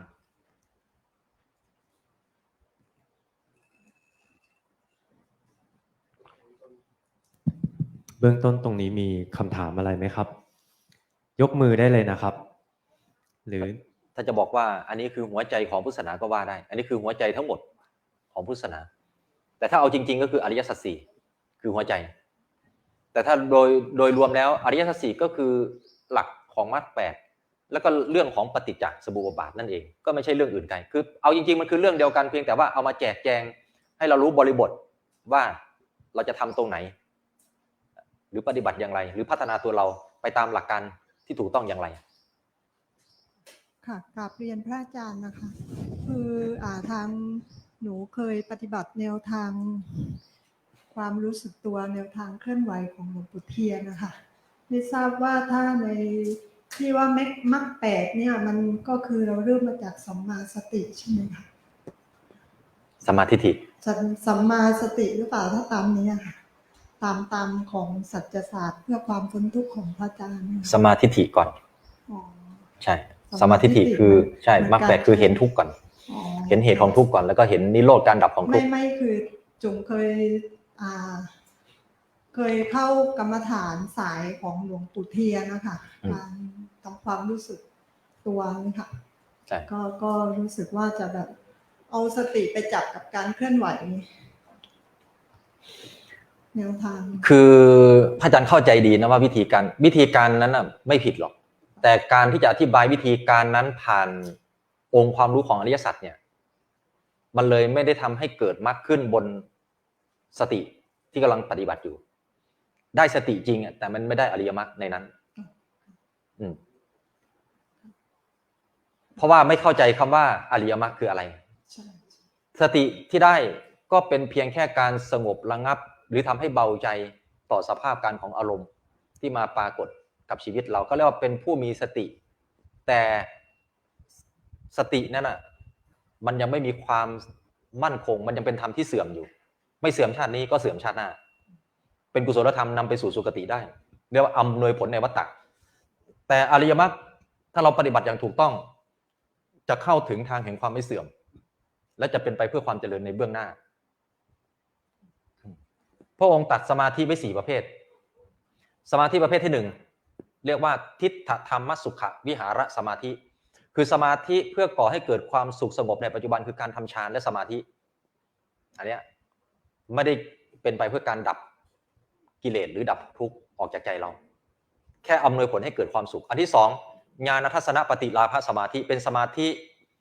เพื่อให้เกิดญาณทัศนะคือความรู้ความเห็นในเรื่องภพภูมิเทวดาเปรตผีปีศาจมีอยู่จริงไหมนรกสวรรค์มีอยู่จริงไหมฝึกโดยการกำหนดแสงสว่างให้เกิดขึ้นบนจิตใจคือให้นิมิตแสงสว่างขึ้นมาหรือกำหนดหมายกลางคืนให้เป็นกลางวันที่เรียกว่าดิวานะอธิฐานะสัญญาอธิฐานะดิวานะสัญญาไว้ในใจคืออธิษฐานกลางคืนให้เป็นกลางวันคือให้เห็นกลางวันอยู่ตลอดเวลาในสถานที่ในที่ใดที่หนึ่งเป็นที่โล่งแจ้งก็ได้ให้นึกไว้อยู่ในใจตลอดเวลาก็จะได้สมาธิประเภทนี้เพื่อล่วงรู้เห็นอมนุษย์ผีปีศาจเทวดานรกสวรรค์สมาธิประเภทที่3เรียกว่าสติสัมปชัญญะสมาธิสมาธิเป็นไปเพื่อก่อให้เกิดสติสัมปชัญญะโดยการเห็นเวทนาสัญญาแล้วก็วิตกเกิดดับจะได้สติสัมปชัญญะแต่จะไม่ได้การพ้นทุกข์จะไม่ได้การดับทุกข์สมาธิประเภทที่4เรียกว่าอาสวัคขยสมาธิสมาธิเป็นไปเพื่อการทำอาสวะให้สิ้นคือการเห็นขันธ์5เกิดดับจะทำอาสวะให้สิ้นนี่คือความต่างของสมาธิแต่ละประเภทดังนั้นที่ฝึกกันมาเนี่ยมันก็เป็นสติเป็นการฝึกที่ดีจัดอยู่ในสติปัฏฐานในอิริยาบถบัพในการเคลื่อนไหวอิริยาบถอย่างนี้ได้สติแต่ยังไม่ได้อริยมรรคความต่างมันจะต่างกันตรงนี้อริยมรรคอะไรเป็นตัวกำหนดให้ได้อริยมรรคสัมมาทิฏฐิเป็นตัวกำหนดให้ได้อริยมรรคเพราะสัมมาทิฏฐิอยู่ในชั้นของมรรคสังเกตได้ว่าสติเนี่ยจะอยู่ในข้อที่7ใช่ไหมข้อที่7สมาธิอยู่ในข้อที่8พระองค์เคยตรัสไว้ว่าหากว่ามีบุคคลได้เข้าถึงสมาธิแล้วบอกว่าตนเป็นผู้ดับทุกข์แล้วก็ไม่แตกต่างจากบุคคลที่ประสงค์จะสร้างบ้านเรือนแต่ไปสร้างหลังคาก่อนแล้วบอกว่าตัวเองมีเรือนแล้วการที่บุคคลนั้นสร้างหลังคาจนเสร็จสิ้นแล้วมาบอกคนอื่นว่าเราได้เรือนมาแล้วการพูดของบุคคลนั้นเป็นการพูดโดยชอบหรือไม่ชอบไม่ถูกเพราะเขาทำได้แต่หลังคาสมาธิเป็นประดุจดังหลังคาแต่โครงเรือนรากฐานทุกอย่างตัวเรือนทั้งหลายมาจากสมาธิฏฐิเพราะว่าต้องสมาธิฏฐิต้องมาก่อนพระองค์จึงบอกว่าสมาธิฏฐิต้องเป็นปุบบังคมาคือปุบพังแปลว่าก่อนเข้ามาแปลว่าการเข้าถึงผู้แรกต้องทำก่อนข้ออื่นพระองค์จึงบอกไว้ว่าสมาธิฏฐิอันบุคคลเจริญให้มากกระทำให้มากแล้วจักทำให้สัมมาสังกัปปะเป็นของบริบูรณ์เมื่อสัมมาสังกัปปะบริบูรณ์แล้วสัมมาวาจากัมมันตะอาชีวะวายามะสติสมาธิจะเป็นของบริบูรณ์ตามมาเป็นไปไม่ได้ที่สัมมาทิฏฐิบริบูรณ์แล้วสัมมาสังกัปปะวาจากัมมันตะอาชีวะวายามะสติสมาธิจะไม่เป็นของบริบูรณ์เลยเป็นไปไม่ได้เพราะสัมมาทิฏฐิเป็นประธานเมื่อประธานทำหน้าที่ มรรคอีก7จะเกิดร่วมมรรค8ไม่ใช่มี8ทางมีทางเดียวคือสัมมาทิฏฐิแต่ประกอบด้วยองค์8ประการร่วมกันในมรรคนั้นหมายถึงว่าเมื่อสัมมาทิฏฐิถูกปฏิบัติอย่างสมบูรณ์แบบแล้วสัมมาสังกัปปะวาจากัมมันตะอาชีวะวายามสติสมาธิถูกบรรจุเสร็จสับเรียบร้อยแล้วในตัวนี้ไม่ต้องไปถามหาในภายหลังว่าจะมีหรือไม่มีจะเกิดหรือไม่เกิดมันอยู่ในนี้หมดแล้วฉะนั้นสัมมาทิฏฐิคือเห็นถูกต้องหรือเห็นชอบเห็นอะไรล่ะเห็นทุกข์เห็นเหตุของทุกข์เห็นการดับของทุกข์และเห็นมรรคอันนี้คือสัมมาทิฏฐินี่คือความสำคัญของอริยสัจสี่อริยสัจสี่คือหัวใจของพระพุทธศาสนาน่าเสียดายที่อริยสัจสี่นี้ไม่ได้ถูกรับรู้ในหมู่ชาวพุทธเราศาสนาจึงเป็นเพียงแค่รูปแบบหรือโครงสร้างที่มีไว้เพียงแค่อะไรแค่รูปลักษณ์ให้เราได้เห็นแต่ไม่มีหัวใจอยู่ในนั้นเหมือนกับมนุษย์เรามีแต่ร่างกายแต่ปราศจากหัวใจมันจะอยู่ได้ไหมเพราะเราไม่รู้จักอริยสัจสี่อริยสัจสี่เนี่ยถ้าจะบอกว่าคือแก่นก็ได้หัวใจก็ได้เพราะจะนำให้เราเข้าไปถึงความหลุดพ้นไอ้4คำนี่อย่าลืมนะว่า4อสงไขยแสนกับที่บำเพ็ญบารมีมาจึงจะสามารถบรรลุคำว่าทุกข์ได้นะไม่ใช่จู่ๆจะมารู้ได้เลยนะ4อสงไขยแสนกับนะที่พระองค์บำเพ็ญบารมีมาเนี่ยเพื่อจะมารู้คำนี้แล้วมารู้คำว่าเหตุของทุกข์และการดับของทุกข์และข้อปฏิบัติจะเป็นไปเพื่อการดับทุกข์ไม่ใช่เรื่องเล่นๆนะเนี่ยเพื่อที่จะได้รู้จักสิ่งเหล่านี้ถามว่าการรู้สิ่งเหล่านี้มันจะทำให้เราหลุดพ้นเหรอ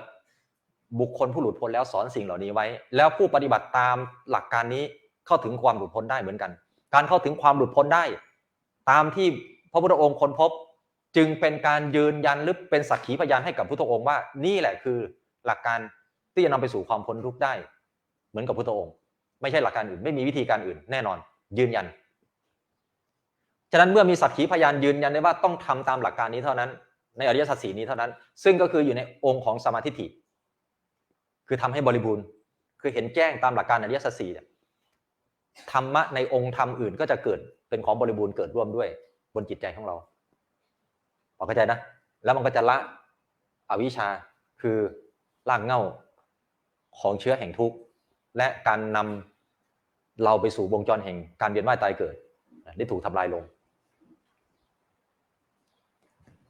ฉะนั้นก่อนที่เขาไปสู่การทำความเข้าใจให้ลึกกว่านี้พระองค์กำหนดไว้ว่าการปฏิบัตินั้นควรจะเป็นปฏิบัติเพื่อเป็นไปตามลำดับพระองค์บอกว่าการเข้าถึงผลในศาสนานี้จัดไม่เป็นไปในคราวเดียวจัดเป็นไปโดยลำดับนี้ถ้าไม่เป็นไปตามลำดับนี้พระองค์บอกว่าบุคคลผู้นั้นได้ชื่อว่าเป็นผู้เดินห่างออกไปจากศาสนธรรมนี้ไกลมากแล้วก็คือไม่ถูกทางนั่นเองอันดับแรกคือมีศรัทธาสังเกตไว้ความเชื่อเนี่ยเป็นตัวหลักเลยที่จะนำเราไปสู่ที่ต่างๆคือจะนำพาชีวิตเราไปอยู่หรือไปเกี่ยวข้องกับสิ่งนั้นมันมักจะเริ่มต้นด้วยศรัทธาคือความเชื่อเรื่องนาคราชก็ไปหานาคราชใช่ไหมเชื่อเรื่องเวสสุวรรณก็ไปหาเวสสุวรรณใช่ไหมเชื่อไอ้ไข่ก็ไปหาไอ้ไข่ใช่ไหมเชื่ออะไรอีกพิฆเนศก็ไปหาพิฆเนศใช่ไหมก็ไม่ผิดแต่ขอให้รู้ว่าหลักการทางพุทธศาสนาเราให้เชื่ออะไรเชื่อพระรัตนตรัยต้องเข้ามาหาพระรัตนตรัยความเป็นพุทธของพวกเราเนี่ยมันต้องเป็นความจำเป็นต้องบอกกันไหมว่าต้องเชื่อรัตนตรัยจริงๆไม่มีความจำเป็นแล้วมันควรจะเชื่ออยู่แล้วว่าเราคือพุทธเราต้องเชื่อพระรัตนตรัยแต่กลายเป็นว่าความเป็นพุทธของเราในเวลานี้กลับไม่ได้เชื่อพระรัตนตรัยโดยความเป็นพระรัตนตรัยไปเชื่อรัตนตรัยผ่านวัตถุปลุกเสกเครื่องรางของขลังวัตถุมงคลเครื่องบูชาอะไรต่างๆเต็มไปหมดนี่คือปัญหาหนึ่งฉะนั้นตั้งศรัทธาใหม่ตั้งวิถีชีวิตของเราให้เราเดินเข้าไปหาสิ่งนั้นให้มันถูกต้องเมื่อเชื่อพระพุทธพระธรรมพระสงฆ์เชื่อพระรัตนตรัยพระรัตนตรัยคือแหล่งแห่งความรู้เราก็จะได้รับความรู้เชื่อสิ่งใดก็ไปหาสิ่งนั้นเข้าไปหาเห็นไหมเข้าไปนั่งใกล้คือในระยะที่เราสามารถได้ยินได้นะนั่งใกล้อะไรนั่งใกล้พระรัตนตรัยพระรัตนตรัยคือแหล่งแห่งความรู้เข้าไปหาความรู้แล้วนั่งใกล้เพื่อที่จะรับฟังความรู้อย่าโสดลงโสดคืออะไรใช่เหรอหูโสดไม่ได้แปลว่าหูนะโสดหมายถึงว่าสภาพของการได้ยิน จักขุก็ไม่ได้แปลว่าตาจักขุแปลว่าสิ่งที่ก่อให้เกิดการเห็นตาเนี่ยเขามีศัพท์เรียกเขาแล้วเขาเรียกว่าอักขิแปลว่าในตาหรือดวงตาเรียกว่าอักขิแต่จักขุเนี่ยหมายถึงว่าสภาพที่ทำให้เกิดการมองเห็นนะโสตคือสภาพที่ก่อให้เกิดการได้ยินเสียงคือความสมบูรณ์ของเหตุปัจจัยความพร้อมมูลของเหตุปัจจัยคือ1มีหู2มีเสียง3มีการรับรู้ในเสียงจึงเกิดการได้ยินเสียงนั้นสภาพแห่งการได้ยินเสียงอันนี้เรียกว่าโสตไม่ใช่ใบหูคนละอย่างแต่เขาก็ไม่ใช้ชื่อแทนว่าเป็นหูแต่โดยสภาพการแล้วคือสภาพแห่งการได้ยินนั่นหมายถึงว่านั่งใกล้ในระยะที่เราสามารถได้ยินเสียงคือตั้งใจที่จะฟังเสียงนั้นเอาใจฟังเนี่ยเคยรู้จักเอาใจฟังไหมไม่ต้องเอาหูฟังเอาใจฟังเราอาจจะได้ยินเสียงต่างๆด้วยหูก็ตามแต่นั่นหมายถึงว่ามันมีใจเข้าไปเกี่ยวข้องด้วยจึงสามารถได้ยินเพราะถ้าไม่มีใจในขณะนั้นเขาเรียกว่ามนสิการไม่มีการได้ยินก็จะไม่เกิดขึ้นแม้เสียงนั้นจะมีอยู่มนสิการเขาเรียกว่าการจงใจนี่การที่จะรับฟังก็คือตั้งใจฟังนั่นเองเนี่ยโสตลงไม่ใช่ฟังเข้าหูซ้ายแล้วไปที่ไหนไปที่หูขวาระบบขวาหาใจหรือออกไปอันนี้ก็แล้วแต่เนี่ยโสตลงแล้วก็ฟังสิ่งที่เป็นธรรมะนะอันที่เป็นธรรมะเนี่ยคือความจริงต้องฟังสิ่งที่เป็นความจริงธรรมะคือสิ่งที่ทรงไว้ซึ่งความเป็นจริงทรงจำด้วยลุกหนีออกจากนี่ลืมหมดแล้วไม่รู้จะจำได้หรือเปล่ารุ่นอายุสัก50-60นี่ก็ต้องคาดหวังอะไรได้ยากแต่รุ่นเด็กๆเนี่ยยังพอเอาได้อยู่เนี่ยทรงจำแล้วก็พิจารณาธรรมนี่แหละพระอาจารย์จึงให้ท่องธาตุกรรมฐาน4เนี่ยเพื่อได้ผลประโยชน์ตรงนี้เรื่องการทรงจำพระองค์ตรัสไว้ว่าการทรงจำธรรมมีอุปการะมากต่อการปฏิบัติต้องจำก่อนนะไม่จำไม่ได้หลายคนบอกว่าทำไมเจ้าต้องมาท่องธาตุท่องบทนั้นท่องบทนี้มันอยู่ในขั้นตอนนี้ขั้นตอนของการทรงจำคือพิจารณาคำว่าทรงจำไปพิจารณาในศัพท์นี้เนี่ยมันเป็นเรื่องของการเทียบเคียงกับหลักเหตุผลว่าสิ่งที่เราได้ยินได้ฟังมาเนี่ยเข้ากับเหตุผลหรือไม่เทียบเคียงได้เมื่อเทียบเคียงแล้วว่าเข้ากับเหตุผลเป็นสิ่งที่ควรรับฟังเพ่งพินิจคือการสอบทานในเรื่องนั้นว่าจริงหรือไม่จริงอีกที่นี่เมื่อเข้ากับเหตุผลแล้วมันเป็นจริงไหมพิสูจน์ได้ไหมประมาณนี้เพ่งพินิจตั้งฉันทะคือความพึงพอใจที่จะนำธรรมนั้นไปสู่การปฏิบัติตั้งฉันทะไม่พออุตสาหะด้วยพระพุทธองค์นี่ฉันทะคือความพึงพอใจอุตสาหะคือพยายามที่จะนำธรรมนั้นไปสู่การปฏิบัตินะอุตสาหะ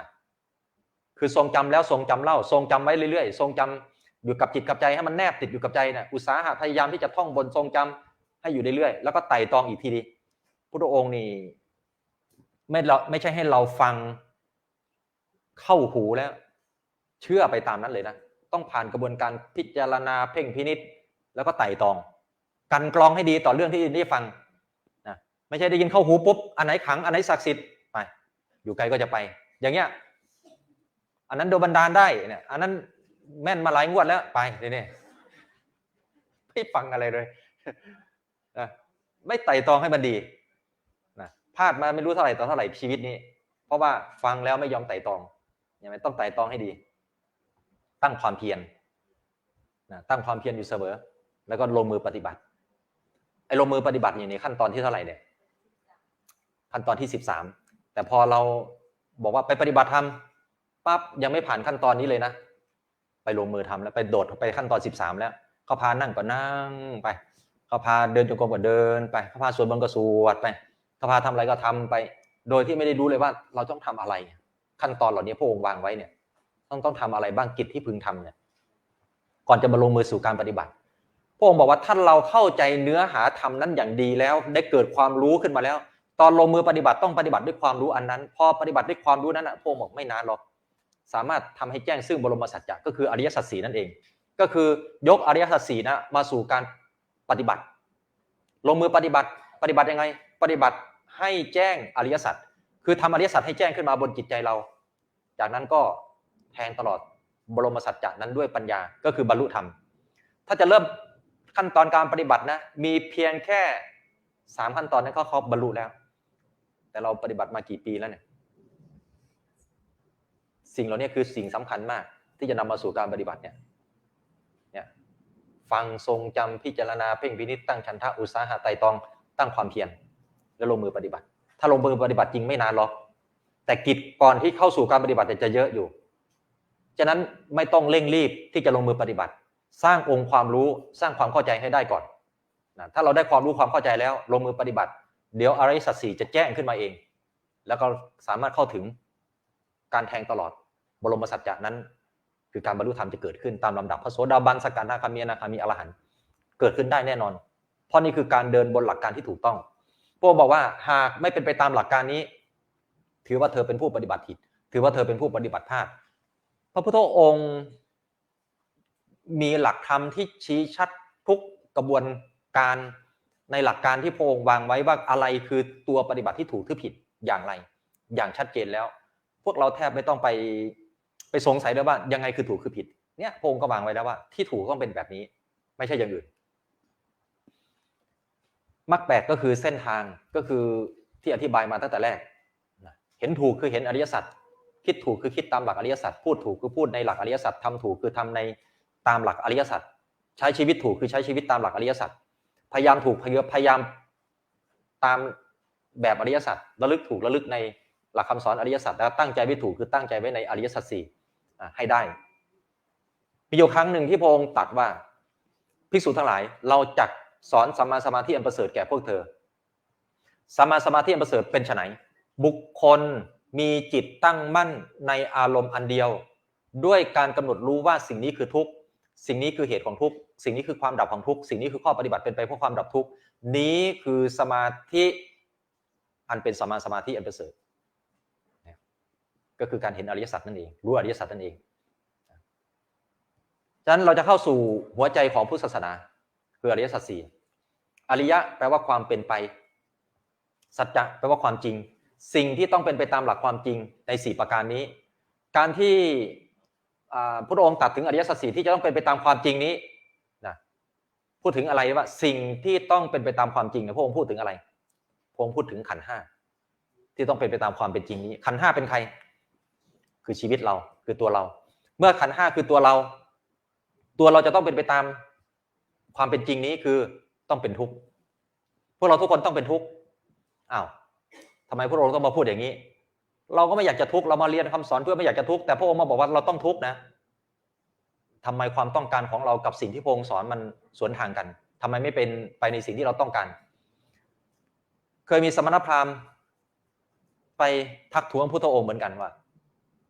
ทำไมพระองค์มาสอนเรื่องทุกข์อย่างเงี้ยการที่พระองค์มาสอนเรื่องทุกข์อย่างเงี้ยมันไม่เป็นที่ชอบใจไม่เป็นที่พึงพอใจแก่พวกเราฟังคำว่าทุกข์แต่ละครั้งใจคอห่อเหี่ยวมันไม่เบิกบานทางใจเราต้องได้ฟังในสิ่งที่เพลิดเพลินน่ายินดีน่าปรารถนาต้องได้ฟังสิ่งที่เป็นคำอวยพรคำดีๆขอให้มีความสุขความเจริญเขาว่านั่นแหละคือสิ่งที่ควรจะมีในหลักคำสอนแต่พวกมาสอนเรื่องความทุกข์เจอหน้าใครก็บอกนี่ทุกข์อันนี้ก็ทุกข์อันนั้นก็ทุกข์อันนั้นก็ทุกข์ทุกข์ไม่ค่อยเข้าท่าสักเท่าไหร่พระองค์ก็เลยกล่าวตอบพราหมณ์นั้นว่าคำสอนใดล่ะที่ท่านคิดว่าควรค่าแก่ท่านพราหมณ์นั้นก็บอกว่าคำสอนไหนก็ตามที่เราเห็นว่าคำสอนนั้นเป็นไปเพื่อความพึงพอใจเป็นไปเพื่อความน่ายินดีเป็นไปเพื่อความเพลิดเพลินเป็นไปเพื่อสร้างความเบิกบานทางจิตใจคำสอนเหล่านั้นแหละเป็นคำสอนที่ควรแก่เราถ้าคำสอนไหนก็ตามไม่น่ายินดีไม่น่าเพลิดเพลินไม่น่าเบิกบานใจนั่นคำสอนนั้นไม่ควรแก่เราพระเจ้าก็เลยบอกว่าความแก่ท่านยินดีหรือไม่ท่านพอใจหรือไม่บอกไม่พอใจท่านยังจะต้องรับไหมได้รับความเจ็บท่านพอใจหรือไม่ไม่ได้พอใจท่านยังต้องได้รับมันไหมยังต้องได้รับความตายท่านพอใจหรือไม่ไม่พอใจท่านยังต้องได้รับหรือไม่ก็ยังได้รับแสดงว่าสิ่งนั้นจะควรหรือไม่ควรไม่ได้เกี่ยวกับความต้องการของใครผู้ใดจะพอใจไม่พอใจไม่เกี่ยวนี่คือความจริงนี่คือสัจจะเราจะบอกความจริงกับผู้คนว่านี้คือทุกข์นี่นั่งอยู่เนี้ยถามว่าเรามาบอกว่านี้คือทุกข์เนี่ยได้ประโยชน์อะไรได้ประโยชน์มากเพราะเมื่อเรารู้ว่าสิ่งนั้นคือทุกข์และเราอยู่กับสิ่งที่เป็นทุกข์เนี่ยเราจะทำยังไงกับสิ่งที่เป็นทุกข์เมื่อเราเข้าใจว่ามันคือความจริงสัจจะคือความจริงว่ามันต้องทุกข์เนี่ยเป็นสิ่งที่เราปฏิเสธไม่ได้ฉะนั้นสิ่งที่เราจะรู้สึกตัวขึ้นมาในเวลานั้นคือเราไม่สามารถปฏิเสธมันได้เพราะเมื่อ ใดก็ตามที่เราไม่รู้ว่ามันคือทุกข์อยู่แล้วโดยธรรมชาติของมันเราจะสร้างตัณหาคือสมุทัยขึ้นมาความอยากกามตัณหาปกป้องตัวเองไม่อยากให้ตัวเองมีความทุกข์เรียกว่ากามตัณหาไม่อยากให้ความทุกข์มากระทบตนเรียกภาวะตัณหา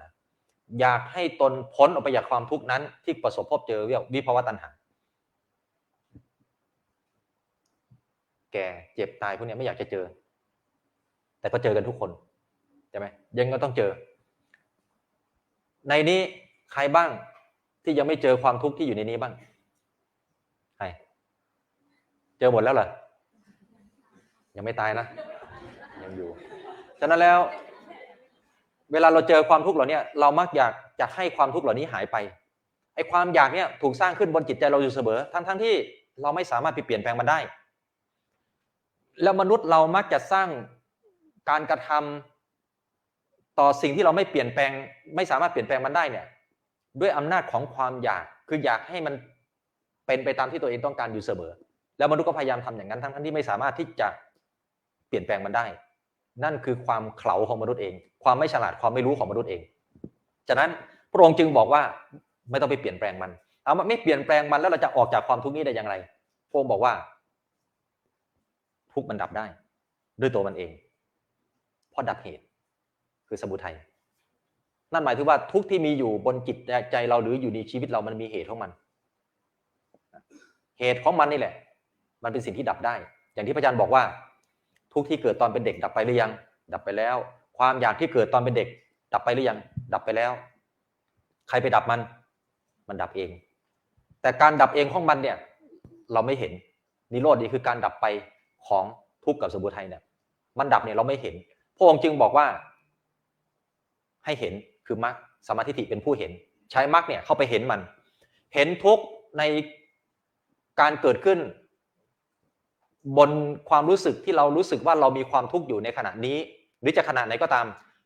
หรือถ้าเป็นขณะนี้ก็มองความทุกข์ที่กำลังเกิดขึ้นบนชีวิตเราในขณะนี้แหละว่าไอ้ความทุกข์ที่กำลังเกิดขึ้นอยู่เนี่ย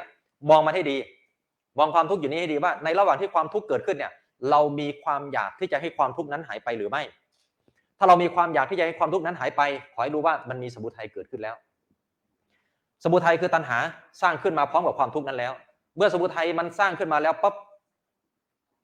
เราจะทำยังไงกับสมุทัยพระเจ้าบอกว่าสัมมาทิฏฐิคือต้องเห็นอีกนั่นแหละว่า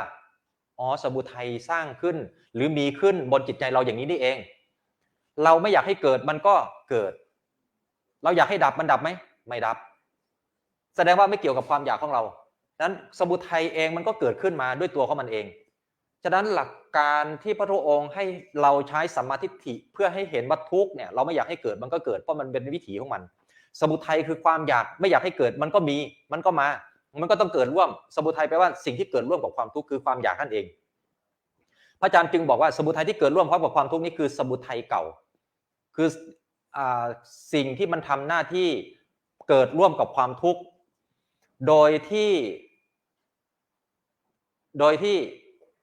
สมุทัยเนี่ยมันอะไรอยู่ในรูปของอาสวะหรืออนุสัยอาสวะหรืออนุสัยเหล่านี้เขาเรียกว่าความคุ้นเคยเวลาเราประสบกับความทุกข์เราจึงอยากจะให้ทุกข์หายไปฉะนั้นทุกครั้งที่เราสร้างความรู้สึกบนความอยากที่จะให้ทุกข์หายไปมันจึงกลายเป็นอนุสัยคือความคุ้นเคยนอนเนื่องอยู่ในชีวิตเราหรืออาสวะหรือหมักดองความรู้สึกเราจึงมีพฤติกรรมเดิมๆคือเวลาเจอความทุกข์แล้วอยากให้ทุกข์หายไปปัดความทุกข์ออกอยากให้ทุกข์ดับไม่อยากให้มันเกิดขึ้นมันเป็นนิสัยเดิมๆอันนี้เขาเรียกของเก่าของเดิมที่ติดมาพร้อมกับชีวิตเรามันไม่ได้เป็นโทษอาจจะเป็นโทษถ้ามันไม่ถูกรู้ถูกเห็นจากเราฉะนั้นถ้าเรารู้เราเห็นมันอยู่มันก็จะไม่เป็นโทษสำหรับเราฉะนั้นหลักการของพุทธศาสนาก็คือใช้สัมมาทิฏฐิคือมองให้มันเห็นว่าทุกข์เกิดขึ้นสมุทัยจะเกิดร่วมการเห็นอย่างนี้เราจะเห็นปรากฏการณ์อันดับที่3คือการดับไปของความอยากคือสมุทัยนั้นตามมาคือเราเห็นมันดับเราจะเห็นมันดับเองถ้าหากเรารู้เห็นการเกิดขึ้นของทุกข์และสมุทัยและเห็นการดับไปของทุกข์กับสมุทัยในคราวครั้งนั้นได้สิ่งหนึ่งที่มันจะเกิดขึ้นคือเราจะไม่สร้างสมุทัยใหม่จากสมุทัยเดิมที่เกิดขึ้นด้วยอำนาจของอวิชชาคือความไม่รู้วงจรของปฏิสุบาทจึงไม่สามารถสร้างขึ้นบนจิตใจเราขณะนั้นคืออวิชชา จะไม่ถูกสร้างขึ้นอวิชชาจะถูกทำลายไปนี่คือหลักของสัมมาทิฏฐิที่จะทำลายอวิชชาออกจากจิตใจเราแต่เมื่อใดก็ตามที่เราไม่ได้มองเห็นความทุกข์ที่เกิดขึ้นในขณะนั้นแล้วไม่ได้เห็นตัณหาที่ทำหน้าที่เกิดร่วมมันมีแรงผลักแรงบีบคั้นแรงอึดอัดแรงเล่าร้อนอะไรต่างๆที่จะมันมีอยู่ทำหน้าที่ดิ้นรนอยู่ข้างในยังจะรุนแรงแค่ไหนก็ตามก็ขอให้มองมันและบอกให้ใจเราได้รู้ว่านี้คือสมุทัยสมุทัยกำลังเกิดขึ้นกับจิตจิตกำลังเกิดสมุทัยสมุทัยกำลังปรุงแต่งจิตจิตกำลังถูกสมุทัยปรุงแต่งอยู่หรือบอกใจให้รู้ว่านี่คือตัณหา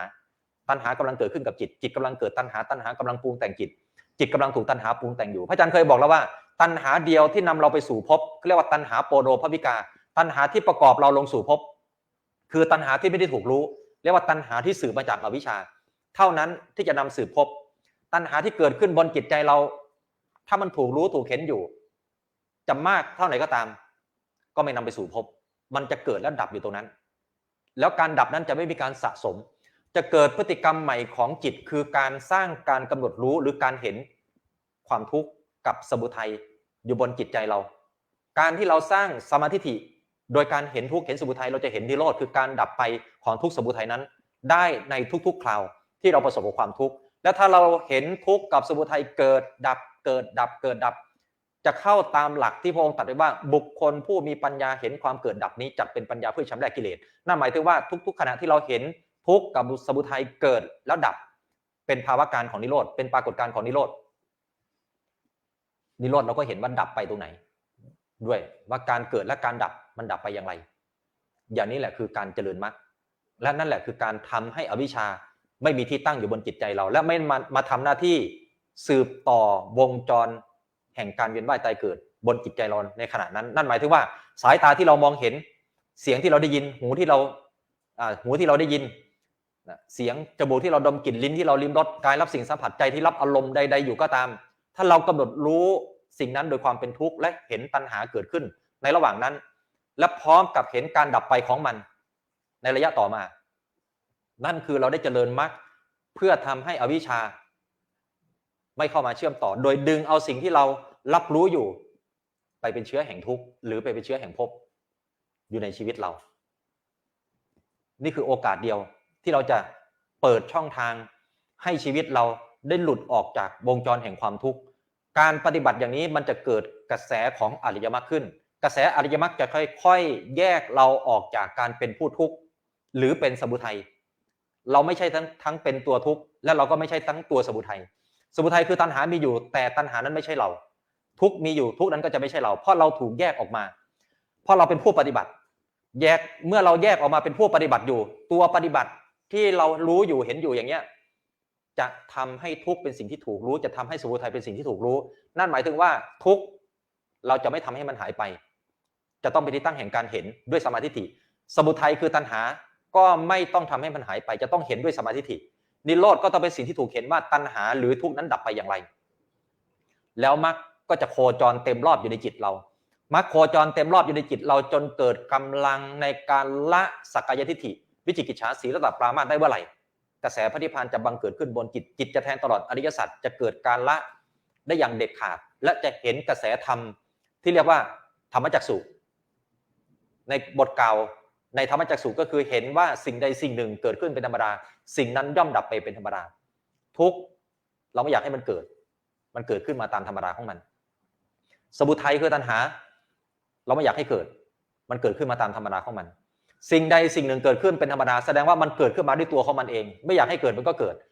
สิ่งนั้นย่อมดับไปเป็นธรรมดานั่นหมายถึงว่าเราจะต้องไม่ไปดับมันเมื่อมันเกิดขึ้นมาด้วยตัวของมันเองมันจะต้องดับลงไปด้วยตัวของมันเองเพียงแต่เราเข้าไปเห็นว่ามันเกิดเองดับเองอย่างไรโดยที่เราไม่ใช่เข้าไปดับเมื่อใดก็ตามที่เราพยายามเข้าไปดับมันแสดงว่าเราไม่ได้ปล่อยให้มันเกิดเองดับเองจะผิดจากหลักธรรมชาติจะผิดจากกฎเกณฑ์นี้กฎเกณฑ์นี้จึงมีหน้าที่ทำหน้าที่เป็นเพียงแค่ผู้เห็นคือสัมมาทิฏฐิเพราะในขณะที่เห็นนั้นจะไม่ได้สร้างตัณหาใหม่คืออวิชชาคือความไม่รู้ที่นำไปสู่ตัณหาอุปทานกิเลสกรรมวิบากอื่นสืบจากเรื่องที่ปรากฏอยู่บนจิตใจเราฉะนั้นแล้วสัมมาทิฏฐิจึงเป็นบทบาทสำคัญมรรคจึงเกิดขึ้นพอมรรคเกิดขึ้นจะทำหน้าที่ในการรู้ทุกข์ที่อยู่ในชีวิตเราคือขันธ์ห้าธาตุสี่ขันธ์ห้าบางคราวนะที่เรารู้ทุกข์อยู่ บางครั้งไม่มีทุกข์เกิดขึ้นมาเราก็จะยกธาตุยกขันธ์ขึ้นมาเป็นตัวกำหนดรอบรู้คือพิจารณาให้เห็นเป็นธาตุสี่ดินน้ำไฟลมเพราะเวลาความทุกข์มันเกิดขึ้นไม่ได้เกิดขึ้นนอกตัวเรามันเกิดขึ้นอยู่บนขันธ์ห้าคือชีวิตเราเองชีวิตเราก็คือขันธ์ห้านั่นเองพระองค์บัญญัติคำว่าขันธ์ห้าเพื่อพูดถึงชีวิตทุกชีวิตไม่ว่าจะเป็นหญิงเป็นชายเป็นใครก็ตามที่มีชีวิตอยู่บนโลกมนุษย์นี้เรียกว่าขันธ์ห้าทั้งนั้นเทวดาก็มีขันธ์ห้าฉะนั้นเทวดานั่งฟังเทศน์พุทธเจ้าอยู่เกิดสะดุ้งเลยตกใจเลยอ้าวพระองค์พูดบอกว่าขันธ์ห้าเป็นทุกข์อ้าวเราก็คือขันธ์นี่อ้าวเราก็มีทุกข์กันเหรอเทวดาคิดว่าตนเองอยู่โดยความมีความสุขแล้วได้ยินพระองค์ประกาศสัจจะออกมาว่าสังขิตเตนะปัญจุปาดานาคันธาดุขขาว่าโดยย่อแล้วอุปทานขันธ์ห้าเป็นตัวทุกข์เทวดาก็มีขันธ์ห้าทีนี้อ้าวเราคือตัวทุกข์นี่ปั๊บเทวดาก็เลยฟังธรรมจักรวรรณสูตรไปพร้อมกับปัญจวัคคีย์ทั้งห้าในเวลานั้นเลยแล้วก็บอกกันว่าพวกเราอย่าประมาทพวกเราก็ยังเป็นก้อนทุกข์อยู่เหมือนกันก็ได้ฟังธรรมพุทธเจ้าจนบรรลุเหมือนกันมีมนุษย์บรรลุอยู่คนเดียวคืออัญญาโกณทัญญะเทวดาเขาบอกว่าบรรลุอยู่เป็นหลายโกฏเหมือนกันนะเทวดาพอฟังคำว่าอริยสัจนี่แหละว่าขันธ์ห้าคือทุกข์นี่แหละแล้วก็ยกธรรมเหล่านี้มาปฏิบัติมาพิจารณาเป็นการกำหนดรู้ทุกข์ขณะที่รู้ทุกข์จะเป็นการละสมุทัยไปในตัวเพราะเมื่อใดก็ตามทุกข์ถูกรู้สมุทัยจะถูกละอัตโนมัติเลยไม่ใช่เราเข้าไปละนะมันจะละโดยตัวมันเองละจากการเข้าไปเป็นก็คือสิ่งที่อาศัยขันธ์ห้าเกิดคือสมุทัยนิโรธนะพอขันธ์ห้าถูกละขออภัยสมุทัยถูกละนิโรธคือการดับไปของสมุทัยนั้นนะดับไปอย่างไรก็ทำให้เห็นแจ้งว่าสมุทัยเป็นสิ่งที่ดับได้นิโรธคือภาวะการของการดับไปของสมุทัยนั่นเองไม่ใช่สิ่งอื่นความดับไปของตัณหาได้ชื่อว่านิโรธนะก็คือเห็นทุกข์สมุทัยตัณหาเนี่ยเกิดดับก็คือภาวะนิโรธผู้รู้ผู้เห็นอยู่อย่างนี้คือมรรคทำให้แจ้งขอให้ทำให้เจริญขึ้นคือเห็นแล้วเห็นอีกซ้ำแล้วซ้ำเล่าเพื่อทำมรรคให้เต็มพอมรรคเต็มรอบแล้วมันก็จะทำกิจของอริยมรรคคือเปิดเผยพระนิพพานให้ปรากฏกับจิตนะแล้วก็ละความเห็นผิดออกจากใจเกิดดวงตาเห็นธรรมว่าสิ่งใดสิ่งหนึ่งเกิดขึ้นเป็นธรรมดาสิ่งนั้นย่อมดับไปเป็นธรรมดาจะเกิดความรู้ต่างๆนานามากมายขึ้นบนจิตใจเราในเวลานั้นและหลักการนี้เป็นหลักการที่ไม่ต้องนั่งสมาธิแต่ไม่ได้หมายถึงว่าจะไม่มีสมาธินะสมาธิมันอยู่ในนี้หมดแล้วเพราะถ้าเราไม่สามารถรู้ทุกข์ได้มันก็ไม่มีสมาธินะคนที่สามารถรู้ทุกข์ได้แสดงว่าคนนั้นมีสมาธิสติก็อยู่ในนั้นสัมมาสังกัปปะวาจากัมมันตะอาชีวะก็อยู่ในนั้นหมดเลยเป็นการใช้ชีวิตตามหลักอริยสัจนั่นหมายถึงว่าด้วยวิธีปฏิบัติในการรู้ทุกข์และสมุทัยทำนิโรธให้แจ้งเนี่ยคือวิถีแห่งมรรคเราใช้ชีวิตเนี่ยเป็นการดำเนินชีวิตอยู่บนทางสายกลางนี่คือเส้นทางที่จะถูกสร้างขึ้นบนจิตใจเราและเส้นทางที่ถูกสร้างขึ้นบนจิตใจเราเนี่ยเราจะไม่ได้คล้องติดอยู่เพียงแค่ทางสองทางแต่ไม่ได้หมายถึงว่าทิ้งทางสองทางนั้นเราย่อมต้องทำการทำงานเราต้องใช้ชีวิตด้วยกามสุขแต่เราจะมีทางสายกลางเป็นเส้นทางแห่งการดำเนินในภายในชีวิตที่เราใช้เป็นเพียงแค่ภายนอกเท่านั้นเองเราก็ยังใช้ชีวิตภายนอกที่ควบคู่ไปกับการเดินทางสายกลางนี้ได้ตามหลักการทางศาสนาแล้วทางสายกลางที่เราดำเนินจะค่อยๆนำพาเราไปสู่ผลในศาสนานี้ตามลำดับได้แน่นอนยืนยันในนี้ใครมีอะไรสงสัยจะถามยกมือขึ้น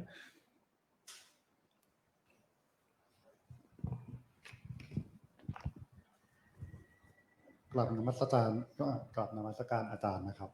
ตอนแรกที่อาจารย์บอกว่าอริยสัจสี่มรรคเป็นคนละมรรคกันกับมรรคแปดแต่ตอนอธิบายนี้ในตัวสับเซต8ข้อเป็นเรื่องเดียวกันนะครับอยากให้อาจารย์อธิบายอีกทีนึงว่าแตกต่างกันยังไงในสองมรรคนั้นครับเส้นทางที่เรียกว่าสัมมาทิฏฐิมรรคเนี่ยระบุไว้ว่าต้องเห็นทุกข์เห็นสมุทัยเห็นนิโรธเห็นมรรคเพราะถ้าไม่เห็นเราก็จะปฏิบัติไม่ถูกนั่นคือมรรคในมรรคแปดส่วนมรรคในตัวปฏิบัติเมื่อเห็นแล้วก็เข้าไปปฏิบัติต่อทุกข์อันนี้คือตัวเจริญขึ้นแต่มรรคที่ทำหน้าที่เห็นคือมรรคในสัมมาทิฏฐิมรรคพอเข้าใจไหมที่เป็นเส้นทางเนี่ยคือต้องมองเห็นทุกข์ก่อนถ้ายังไม่มองไม่เห็นทุกข์ไม่เห็นเหตุของทุกข์ไม่เห็นความดับทุกข์และไม่เห็นว่าวิธีปฏิบัติจะปฏิบัติอย่างไรเนี่ยสมาธิฏฐิตัวนี้ยังไม่สามารถที่จะเป็นเส้นทางให้กับเรา สร้างสัมมาทิฏฐิคือเห็นทุกข์ก่อนว่าทุกข์อยู่ที่ไหนทุกข์อยู่ที่ไหนขันธ์ห้าใช่ไหมเหตุให้เกิดทุกข์อยู่ที่ไหนก็อาศัยขันธ์ห้าเกิดใช่ไหมการดับไปของทุกข์ดับที่ไหนการดับไปของสมุทัยคือการดับไปของทุกข์ใช่ไหมคือการดับของตัวเนี้ยตัณหานี่แหละเพราะเห็นทุกข์เพราะเห็นสมุทัยเพราะเห็นนิโรธจึงเกิดมรรคการเห็นนั่นแหละเป็นมรรคแล้วเอามรรคเนี่ยไปปฏิบัติต่อทุกข์โดยการกำหนดรู้เอามรรคเนี่ยไปปฏิบัติต่อสมุทัยโดยการละเอามรรคไปปฏิบัติต่อสมุทัยนิโรธโดยการทำให้เห็นแจ้งแยกออกไหมทุกข์เป็นสิ่งที่ต้องถูกเห็นด้วยอำนาจของสมาธิฏฐิสมุทัยจะต้องเป็นสิ่งที่ถูกเห็นด้วยอำนาจของสมาธิฏฐินิโรธก็ต้องเป็นสิ่งที่ถูกเห็นด้วยอำนาจของสมาธิฏฐิมรรคก็ต้องถูกเห็นว่าการเห็นทุกข์เห็นสมุทัยเห็นนิโรธนี่แหละคือมรรคเพราะถ้าไม่เห็นทุกข์ไม่เห็นสมุทัยไม่เห็นนิโรธมรรคจะไม่เกิดมันชื่อมันซ้ำกันจริงๆตรงนี้ต้องใช้คำว่าทุกขานิโรธคามินีปฏิปทาเนี่ยมันชื่อมันยาวไงอันนี้เป็นชื่อย่อของอริยสัจข้อที่4มันใช้ชื่อซ้ำกันกับมรรค8อันเป็นตัวผู้เห็นคือสัมมาทิฏฐิผู้เห็นแต่มรรคนี้เป็นผู้ปฏิบัติแยกออกหรือยังอันนี้ตัวนี้เป็นตัวปฏิบัติอันมรรคอัน8น่ะเป็นตัวเห็นก่อนแล้วเห็นแล้วไอ้สัมมาทิฏฐิเนี่ยไปปฏิบัติสัมมาทิฏฐิมรรคนี่แหละเป็นตัวปฏิบัติงงแล้วพอจะเข้าใจกันไหมครับไม่ถ้างงเนี่ยแสดงว่าถูกต้องแล้วที่งงถ้าไม่งงแสดงว่าก็เกินไปแล้วถ้าไม่งงเนี่ยแสดงว่าเก่งเกินไปแล้วเอาจริงๆเนี่ยอันนี้คือยังเป็นวิชาการหรือองค์ความรู้จริงๆมันอยู่ในทีเดียวกันแต่มันแยกชั้นกันเท่านั้นเองเอางี้ดีกว่าสมมติว่าเราจะขับรถเราต้องมองเส้นทางก่อนใช่ไหมถ้าไม่มีเส้นทางไปเนี่ยเราไม่เห็นเส้นทางเนี่ยเราจะขับรถไปได้ไหมการมองเห็นได้แล้วว่าสัมมาทิฏฐิมรรคคือมองเห็นเส้นทางพอเห็นเส้นทางแล้วเราเนี่ยก็จะขับรถไปบนหนทางนั้นคือมรรคอันนี้ไปให้ถึงเป้าหมายตัวนี้เป็นตัวพาไปให้ถึงเป้าหมายแต่ในระหว่างที่ขับรถไปเนี่ยก็ต้องมองเส้นทางไปตลอดใช่ไหมแยกออกหรือยัง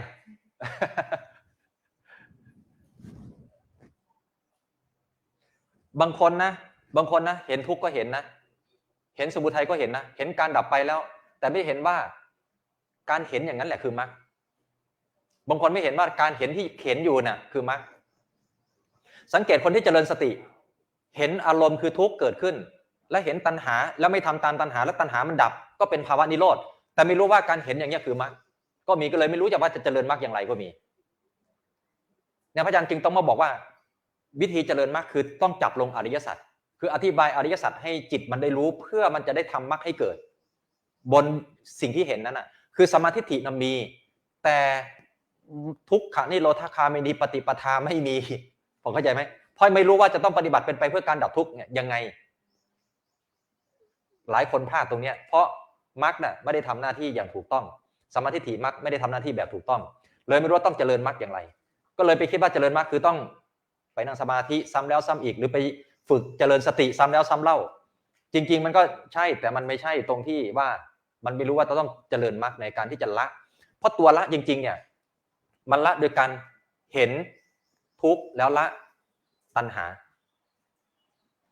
ไม่ใช่ละที่ตัวตัณหาละอวิชชาละความไม่รู้ในทุกข์สัมมาทิฏฐิต้องเห็นทุกข์เห็นสมุทัยเห็นนิโรธก่อนเพื่อไม่ให้อวิชชามาทำหน้าที่ปิดกั้นใช่ไหมเมื่อเห็นแล้วปุ๊บจึงสามารถปฏิบัติต่อทุกข์โดยการกำหนดรู้ปฏิบัติต่อสมุทัยโดยการละจริงๆนะรู้ทุกข์มันก็ละสมุทัยไปแล้วแหละแต่ตัวละนะคือตัวทุกขานิโรธคามินีปฏิปทาเนี่ยเป็นตัวละแต่สัมมาทิฏฐิเนี่ยไม่ได้ละสัมมาทิฏฐิแค่เห็นงงนะจะกล่าวอย่างนี้ได้ไหมครับพระอาจารย์ว่ามรรค8เนี่ยเริ่มต้นด้วยสัมมาทิฏฐิสัมมาทิฏฐิตัวนั้นน่ะก็คือเป็นตัวที่ต้องให้เห็นว่าเห็นทุกข์เห็นสมุทัยเห็นนิโรธเห็นมรรคในอริยสัจสี่ใช่เอางี้ดีกว่าทุกข์มีอยู่ในตัวเราเห็นมันไหมสมุทัยตัณหามีอยู่ในตัวเราเห็นมันไหม นิโรธเห็นการดับไปของตัณหาไหมเห็นได้ไหมเป็นสิ่งที่เห็นได้ใช่ไหมไม่ใช่สิ่งที่เห็นไม่ได้เลยแล้วรู้แล้วไหมว่าการเห็นอย่างเงี้ยคือสัมมาทิฏฐิมรรครู้ไหมไม่รู้เห็นไหมพอไม่รู้ปุ๊บอวิชชายังทำหน้าที่มรรคจริงๆมันเลยไม่เกิดพอเข้าใจไหมพอเรารู้ปุ๊บว่าการเห็นอย่างเงี้ยคือมรรคปั๊บเราก็จะดำเนินเลยทีนี้อ๋อการเป็นอย่างเงี้ยการทำอย่างเงี้ยคือมรรคใช่ไหมเราก็จะเอามรรคเนี่ยฉะนั้นเวลาเกิดความทุกข์อีกเราก็จะกำหนดรู้อีกเห็นสมุทัยเราก็จะละสมุทัยได้เพราะการกำหนดรู้ทุกนั้น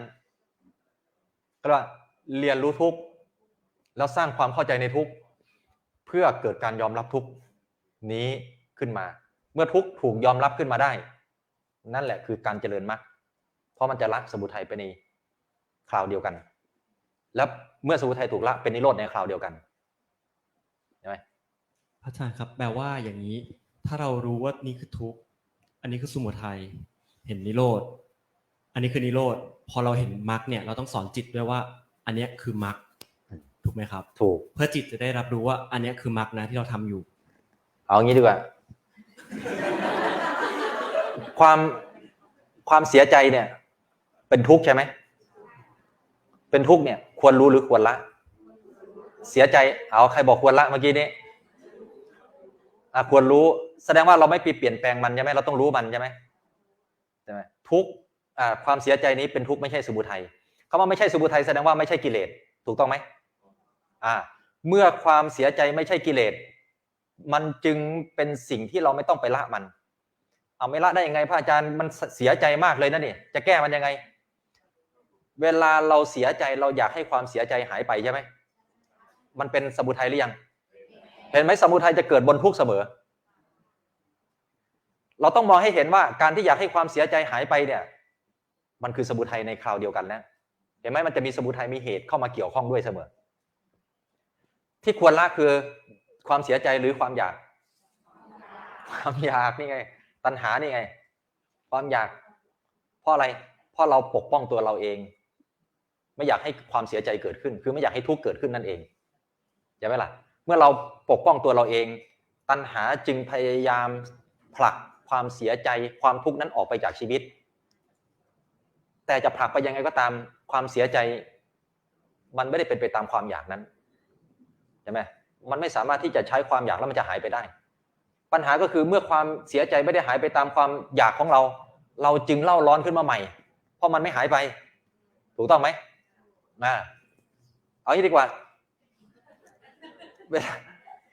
เวลาเราเกิดความคับแค้นใจเป็นทุกข์หรือเป็นสมุทัยควรรู้หรือควรละ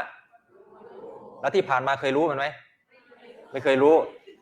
เอาอย่างเงี้ยเอาคำถามอีกคำถามหนึ่งที่ไม่อยู่ในนี้ความโกรธเกิดขึ้นบนจิตใจเราความโกรธเป็นทุกข์หรือเป็นสมุทัยควรรู้หรือควรละที่ผ่านมาเราทำยังไงกับมันอยากให้มันหายไปใช่ไหมอยากดับมันใช่ไหมแล้วการอยากนี้เป็นอะไรเห็นไหมล่ะมันไม่ใช่สิ่งยากเลยนะมันไม่ใช่เรื่องยากเลยมันอยู่ในธรรมชาติเดียวกันนี่เลยเอาเรื่องความน้อยใจเนี่ยอยู่ในส่วนของประสบกับสิ่งที่ไม่เป็นที่รักหรือผิดหวังก็ได้น้อยใจอยู่ในความผิดหวังเนี่ยน้อยใจเป็นทุกข์หรือเป็นสมุทัยใช่ไหมล่ะแล้วนี่เราเริ่มเก่งกันแล้วเนี่ยสมาธิทิฏฐิเกิดแล้วใช่ไหมสมาธิทิฏฐิเกิดแล้ว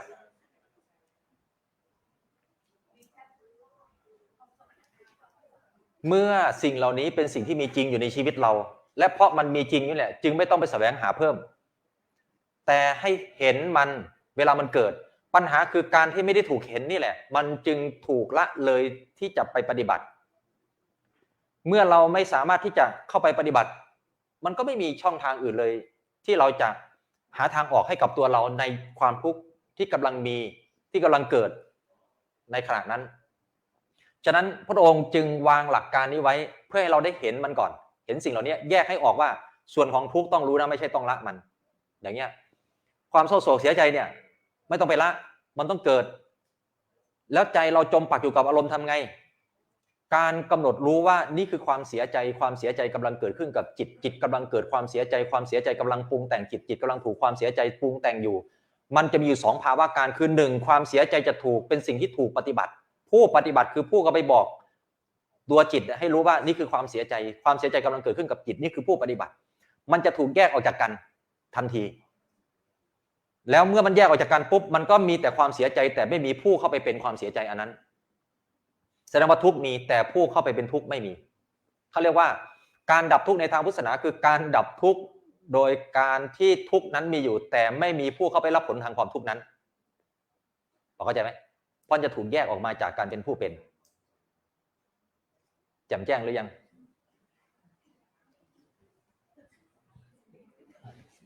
มีใครมีคำถามแบบ ยกมือโอเคโหพึบพับพึบพับ พึบพับกันเลยทีเดียวค่ะกราบเรียนพระอาจารย์ค่ะคือตอนเนี้ยมีความเข้าใจแล้วว่าเราเป็นมนุษย์เนี่ยค่ะเราจะดับเราจะไม่อยากเกิดในภพใหม่เนี่ยเราต้องปฏิบัติอันนี้ให้ได้ใช่ไหมคะแต่ถ้าสมมติว่าเราปฏิบัติเหมือนกับพระติสสะเนี่ยเราปฏิบัติไปเรื่อยๆแต่พอจิตก่อนตายเราพลาดเราไปสมมุติว่าเป็นเหมือนพระติสสะก็คือไปเกิดเป็นเลนใช่ไหมเป็นแมลงใช่ไหมคะแล้วทีนี้พอหลังจากเป็นแมลงอ่ะแมลงมันไม่สามารถปฏิบัติอย่างนี้ได้ใช่ไหมคะแล้วหลังจากภพของแมลงแล้วมันจะเป็นยังไงต่อคะในช่วงเวลานั้นติดสะไปเกิดเป็นเลนเกาะอยู่ผ้าจีวร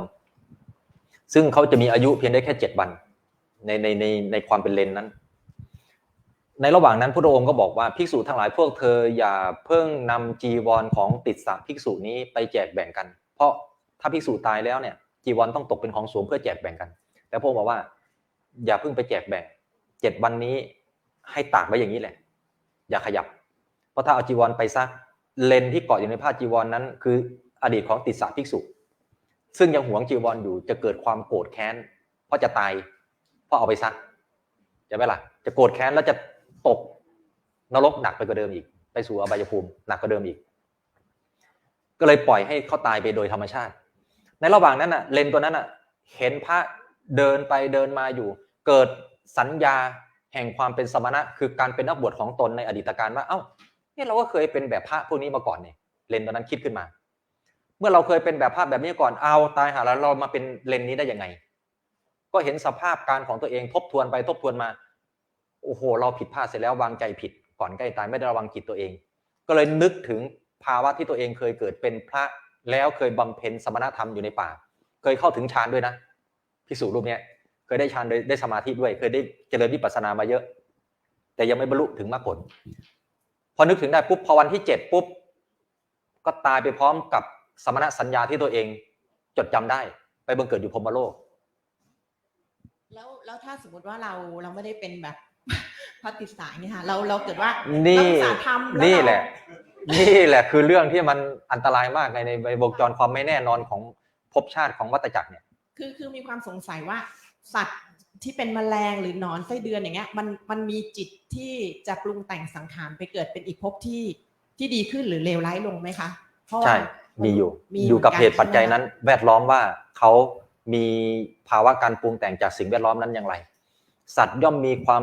กำหนัดยึดติดในความเป็นสัตว์ถ้าไม่มีเหตุปัจจัยใหม่มาเข้ามาสู่การรับรู้ในวิถีของเขาก็จะไม่สามารถเปลี่ยนแปลงวิถีของเขาได้เลยเขาจะเกิดตายในภพภูมินั้นซ้ำแล้วซ้ำเล่าเกิดเป็นอะไรก็ตามจะยึดถือสภาพของชีวิตตนเองว่าเป็นแบบนั้นถ้าถามเราตอนนี้ว่าให้เกิดเป็นสุนัขเราอยากเป็นไหมแต่ถ้ามันได้เกิดไปเป็นสุนัขปุ๊บเราจะรู้สึกในตัวสุนัขทั้งตัวว่านั่นคือเราทั้งนั้นที่เราไม่อยากจะเป็นนะแต่พอได้เกิดไปปุ๊บเรานี่แหละคือสุนัขมันจะยึดทันทีเลยนะมันจะยึดทันทีใครมาไล่เตะก็ต้องพาตัวเองวิ่งหนีพาร่างข้างล่างวิ่งหนีเพราะไม่อยากให้ถูกทำร้ายไม่มีสุนัขตัวไหนที่คิดว่าเราไม่อยากจะเป็นแล้วสุนัขใครจะทำอะไรเราก็ทำไปเลยไม่มีทุกตัววิ่งหนีหมดแต่ตอนเป็นมนุษย์น่ะไม่อยากจะเป็นแม้กระทั่งสัตว์ที่ไม่ใช่สัตว์ที่มีสมองสัตว์ที่แบคทีเรียหรือว่าเชื้อโรคอะไรอย่างเงี้ยมันก็ยังสามารถที่จะปรุงแต่งแล้วสัตว์ชนิดนั้นไม่มีจิตสัตว์ชนิดนั้นไม่มีจิตเป็นสิ่งมีชีวิตแต่ไม่มีจิตแล้วถ้าสมมุติว่ามีการพลาดเหมือนพระติสสะไปเกิดเป็นสัตว์ที่ไม่มีจิตมีไหมคะมีก็เป็นอุปติกะในด้านของอสัญญีสัตตพรหมกับเนี่ยมูลนอนกิมีชาติทั้งหลายเนี่ยไม่มีจิตมีแต่รูปจิตไม่มีใช่จนกว่า วิบากกรรมนั้นหมดจิตจึงปรากฏจุติใหม่ แล้วก็วงจรเวียนว่ายตายเกิดใหม่หมายความว่าถ้าเราสะสมการทำเจริญมรรคพวกนี้ไว้ แต่ถึงแม้ว่าเราพลาดตอนที่เราจะตาย เราไปเกิดเป็นอะไรไม่รู้ แต่พอหมดกรรมจากอันนั้นมันก็สามารถที่จะขึ้นมาได้อีกใช่ไหมคะหมดกรรมนั้นก็มาได้อีก คือบางภพภูมิไม่มีจิต แต่ไม่ได้หมายถึงว่าหลุดพ้นนะเพราะพระอรหันต์ก็ไม่มีจิตเหมือนกัน แต่ท่านหลุดพ้นนะพระอรหันต์ก็จิตดับในวาระที่ท่านรู้แจ้งพระนิพพานนั้น คือจิตที่จะนำไปสู่การเวียนว่ายตายเกิดนั้นดับไปแล้วเหลือแต่ระบบขันธ์ที่มีอยู่เท่านั้นเอง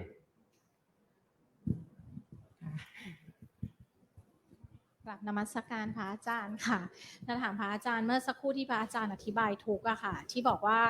ทุกข์ความเสียใจเกิดขึ้นใช่ไหมคะถ้าโยมจะเข้าใจอย่างนี้จะถูกไหมคะว่าคือทุกข์อะสมมติเรามีความเสียใจเกิดขึ้นอะความทุกข์เนี้ยมันเป็นทุกข์ที่ทุกคนต้องเจอเป็นทุกขสัจจะเพราะฉะนั้นถ้าเราเข้าไปรู้มันว่าเอ้ยอันนี้ความเสียใจเราเห็นแบบร่างกายเราสะเทือนน้ำตาเราไหลแต่เรารู้ว่าเนี่ยคือความเสียใจแต่เราไม่ได้ไปปรุงแต่งไม่มีสมุทัยใหม่ว่าจะอยากดับมันเลยแต่เราแค่รู้ว่าเนี่ยเรากำลังเสียใจนะแต่ว่ามันไม่ได้ดับทันทีอะค่ะมันก็อันนี้มันก็จะค่อยๆจางจนมันดับลงไปอย่างเงี้ยถ้าพอมันดับอย่างเงี้ยก็คือเป็นนิโรธหรือเปล่าคะถูกต้องอันนี้ก็คือถ้ายกเว้นแต่ว่าเรารู้สึกว่าเราอยากจะให้มันอยากจะไม่ร้องไห้อยากจะไม่อะไรเงี้ยก็คือเป็นการที่เรามีตัณหาเข้าไปแล้วถูกต้องไหมคะใช่สมุทัยจะมี2ชั้นนิโรธก็จะมี2ชั้นสมุทัยชั้นแรกคือเมื่อใดก็ตามที่เราสร้างตัณหาขึ้นคือความอยากในการปฏิเสธความทุกข์มันจะมีอวิชชาเกิดร่วมด้วยคือความไม่รู้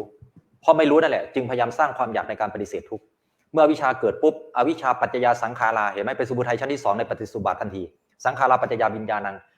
นี่คือเงื่อนต่อการที่เราใช้สมุทัยคือตัณหาในขณะนี้กระทำตอบต่อทุกข์ด้วยความไม่รู้มันเกิดเงื่อนต่อของปฏิสุบาทขึ้นมาเลยอวิชชาในวงจรปฏิสุบาทจะถูกสร้างขึ้นจากตัวนี้อวิชชาปัจจยาสังขาราเนี่ยฉะนั้นสมุทัยอันดับแรกคือเราใช้ตัณหาสมุทัยอันดับที่2คืออวิชชาคือการไม่รู้สร้างขึ้นกลายเป็นตัณหาใหม่จากตัณหาเดิมนี้นี่คือตัณหาที่นำลงสู่ภพด้วยอำนาจของอวิชชานิโรธก็มี2ชั้นชั้นแรกก็คือชั้นของสมุทัยนี้ดับไปเรียกว่านิโรธกับชั้นที่อวิชชาดับไปก็เป็นนิโรธปฏิสุบาทจึงมี2สายสมุทัยกับสายนิโรธในอริยสัจก็มีนิโรธกับสมุทัยเหมือนกันเห็นไหมเดี๋ยวปฏิสุบาทเราจะได้เข้าเนื้อหาในครั้งต่อไปแต่ครั้งนี้เอาอริยสัจ4ให้แจ่มแจ้งก่อนพระอาจารย์ตั้งคำถามว่าความหงุดหงิดเป็นทุกข์หรือเป็นสมุทัยควรรู้หรือควรละความฟุ้งซ่านเป็นทุกข์หรือเป็นสมุทัยฟุ้งซ่านเป็นทุกข์หรือสมุทัยความฟุ้งซ่านเป็นทุกข์หรือเป็นสมุทัยเอาละเริ่มมี2เสียงแล้วเอาให้แม่นเอาให้แม่นความฟุ้งซ่านเป็นทุกข์หรือสมุทัยควรรู้หรือควรละถ้าควรรู้ก็ต้องเป็นทุกข์ใช่ไหมเราลองอธิบายที่มาสิว่าความฟุ้งซ่านเป็นทุกข์ยังไงอยู่ในอะไรอยู่ในขันธ์ไหนเพราะว่าทุกข์นี่คือระบบขันธ์ใช่ไหมอยู่ในระบบไหนสังขารขันธ์ใช่ไหมนั่นเห็นไหมฉะนั้นถ้ายกขันธ์ขึ้นมาปุ๊บเราจะรู้เลยว่าอาการต่างๆที่เกิดขึ้นบนชีวิตเราเนี่ยมาจากระบบขันธ์ขันธ์5จัดเป็นทุกข์ไม่ใช่สมุทัยเข้าใจไหมความฟุ้งซ่านจัดเป็นทุกข์ควรรู้ไม่ใช่ควรละแต่เวลาเราเจอฟุ้งซ่านทำไงอยากจะละมันใช่ไหมเอาละกูจะละสมุทัยกูจะละความฟุ้งซ่านใช่ไหมผิดเลยทีนี้เห็นไหมเราใช้สมุทัยอยู่ในเวลานั้นเมื่อใดก็ตามที่ความฟุ้งซ่านเกิดขึ้นเราพยายามทำความสงบเพื่อให้สมุทัยคือขออภัยเมื่อเราทำความสงบเพื่อให้ความฟุ้งซ่านดับเพราะเห็นว่าความฟุ้งซ่านเนี่ยเป็นสมุทัยเนี่ยแล้วเราอยากดับมันเนี่ยมันจะเกิดสมุทัยใหม่จากการทำสมาธินั้นนั่นแหละจะตอบสนองต่อตัณหาทันทีแม้ทำให้เกิดความสงบได้ความฟุ้งซ่านหายไปเราก็ได้ความสงบมาพร้อมกับสมุทัยใหม่โดยที่เราไม่รู้ตัวฉะนั้นความฟุ้งซ่านจัดเป็นทุกข์เมื่อทุกข์ถูกรู้ว่านี่คือความฟุ้งซ่านความฟุ้งซ่านกำลังเกิดขึ้นกับจิตจิตกำลังเกิดความฟุ้งซ่านความฟุ้งซ่านกำลังปรุงแต่งจิตจิตกำลังถูกความฟุ้งซ่านปรุงแต่งอยู่มันจะถูกรู้จากเราพอถูกรู้มันจะค่อยๆลดความฟุ้งซ่านลงเองแล้วก็ดับไปเราจะได้เห็นความสงบอยู่ตรงนั้นโดยที่ไม่ต้องไปสร้างเพิ่ม ความสงบจะตามมาโดยอัตโนมัติ ก็เรียกว่าสงบโดยไม่ต้องสรรหา เป็นความสงบที่ไม่ต้องปรุงแต่ง แต่มันสงบเพราะการดับการปรุงแต่งนั้นอยู่ในขณะนั้นแล้วเรียบร้อย แล้วเมื่อใดก็ตามที่เรารู้อย่างนี้ความสงบเกิดขึ้นสะสมมากเข้าจะเกิดเป็นก้อนความสงบอันใหญ่อำนวยผลให้กับเรา เป็นความสงบแบบธรรมชาติอยู่ที่ไหนก็จะเกิดความสงบใครจะถามอีก พระอาจารย์ครับพอดีถึงเวลาเบรกแล้วครับพระอาจารย์ ในนี้มีใครสงสัยที่จะถาม โอเค อริยสัจสี่ไหมไม่งั้นพระอาจารย์จะส่งต่อไปที่ปูเปโอเคนะ ถ้า บ่ายนี้ก็ใช้เวลาเท่านี้ก่อน แล้วต่อไปก็คือเป็นหลวงปู่เปเลยใช่ไหมครับ หลวงปู่เป โอเคได้ครับ ก็เดี๋ยวเซสชันนี้พอเดี๋ยวเราหยุดกันแค่นี้ก่อนนะครับแล้วเดี๋ยวไปพักเบรกกันก่อนนะครับเดี๋ยวเรากราบนมัสการพระอาจารย์พร้อมๆกันครับ กราบครับ มีสติระลึกรู้ในร่างกายก้มกราบเงยทำความรู้สึกกับตัวเองกราบระลึกถึงพระพุทธเจ้ากราบระลึกถึงพระธรรมกราบระลึกถึงพระสงฆ์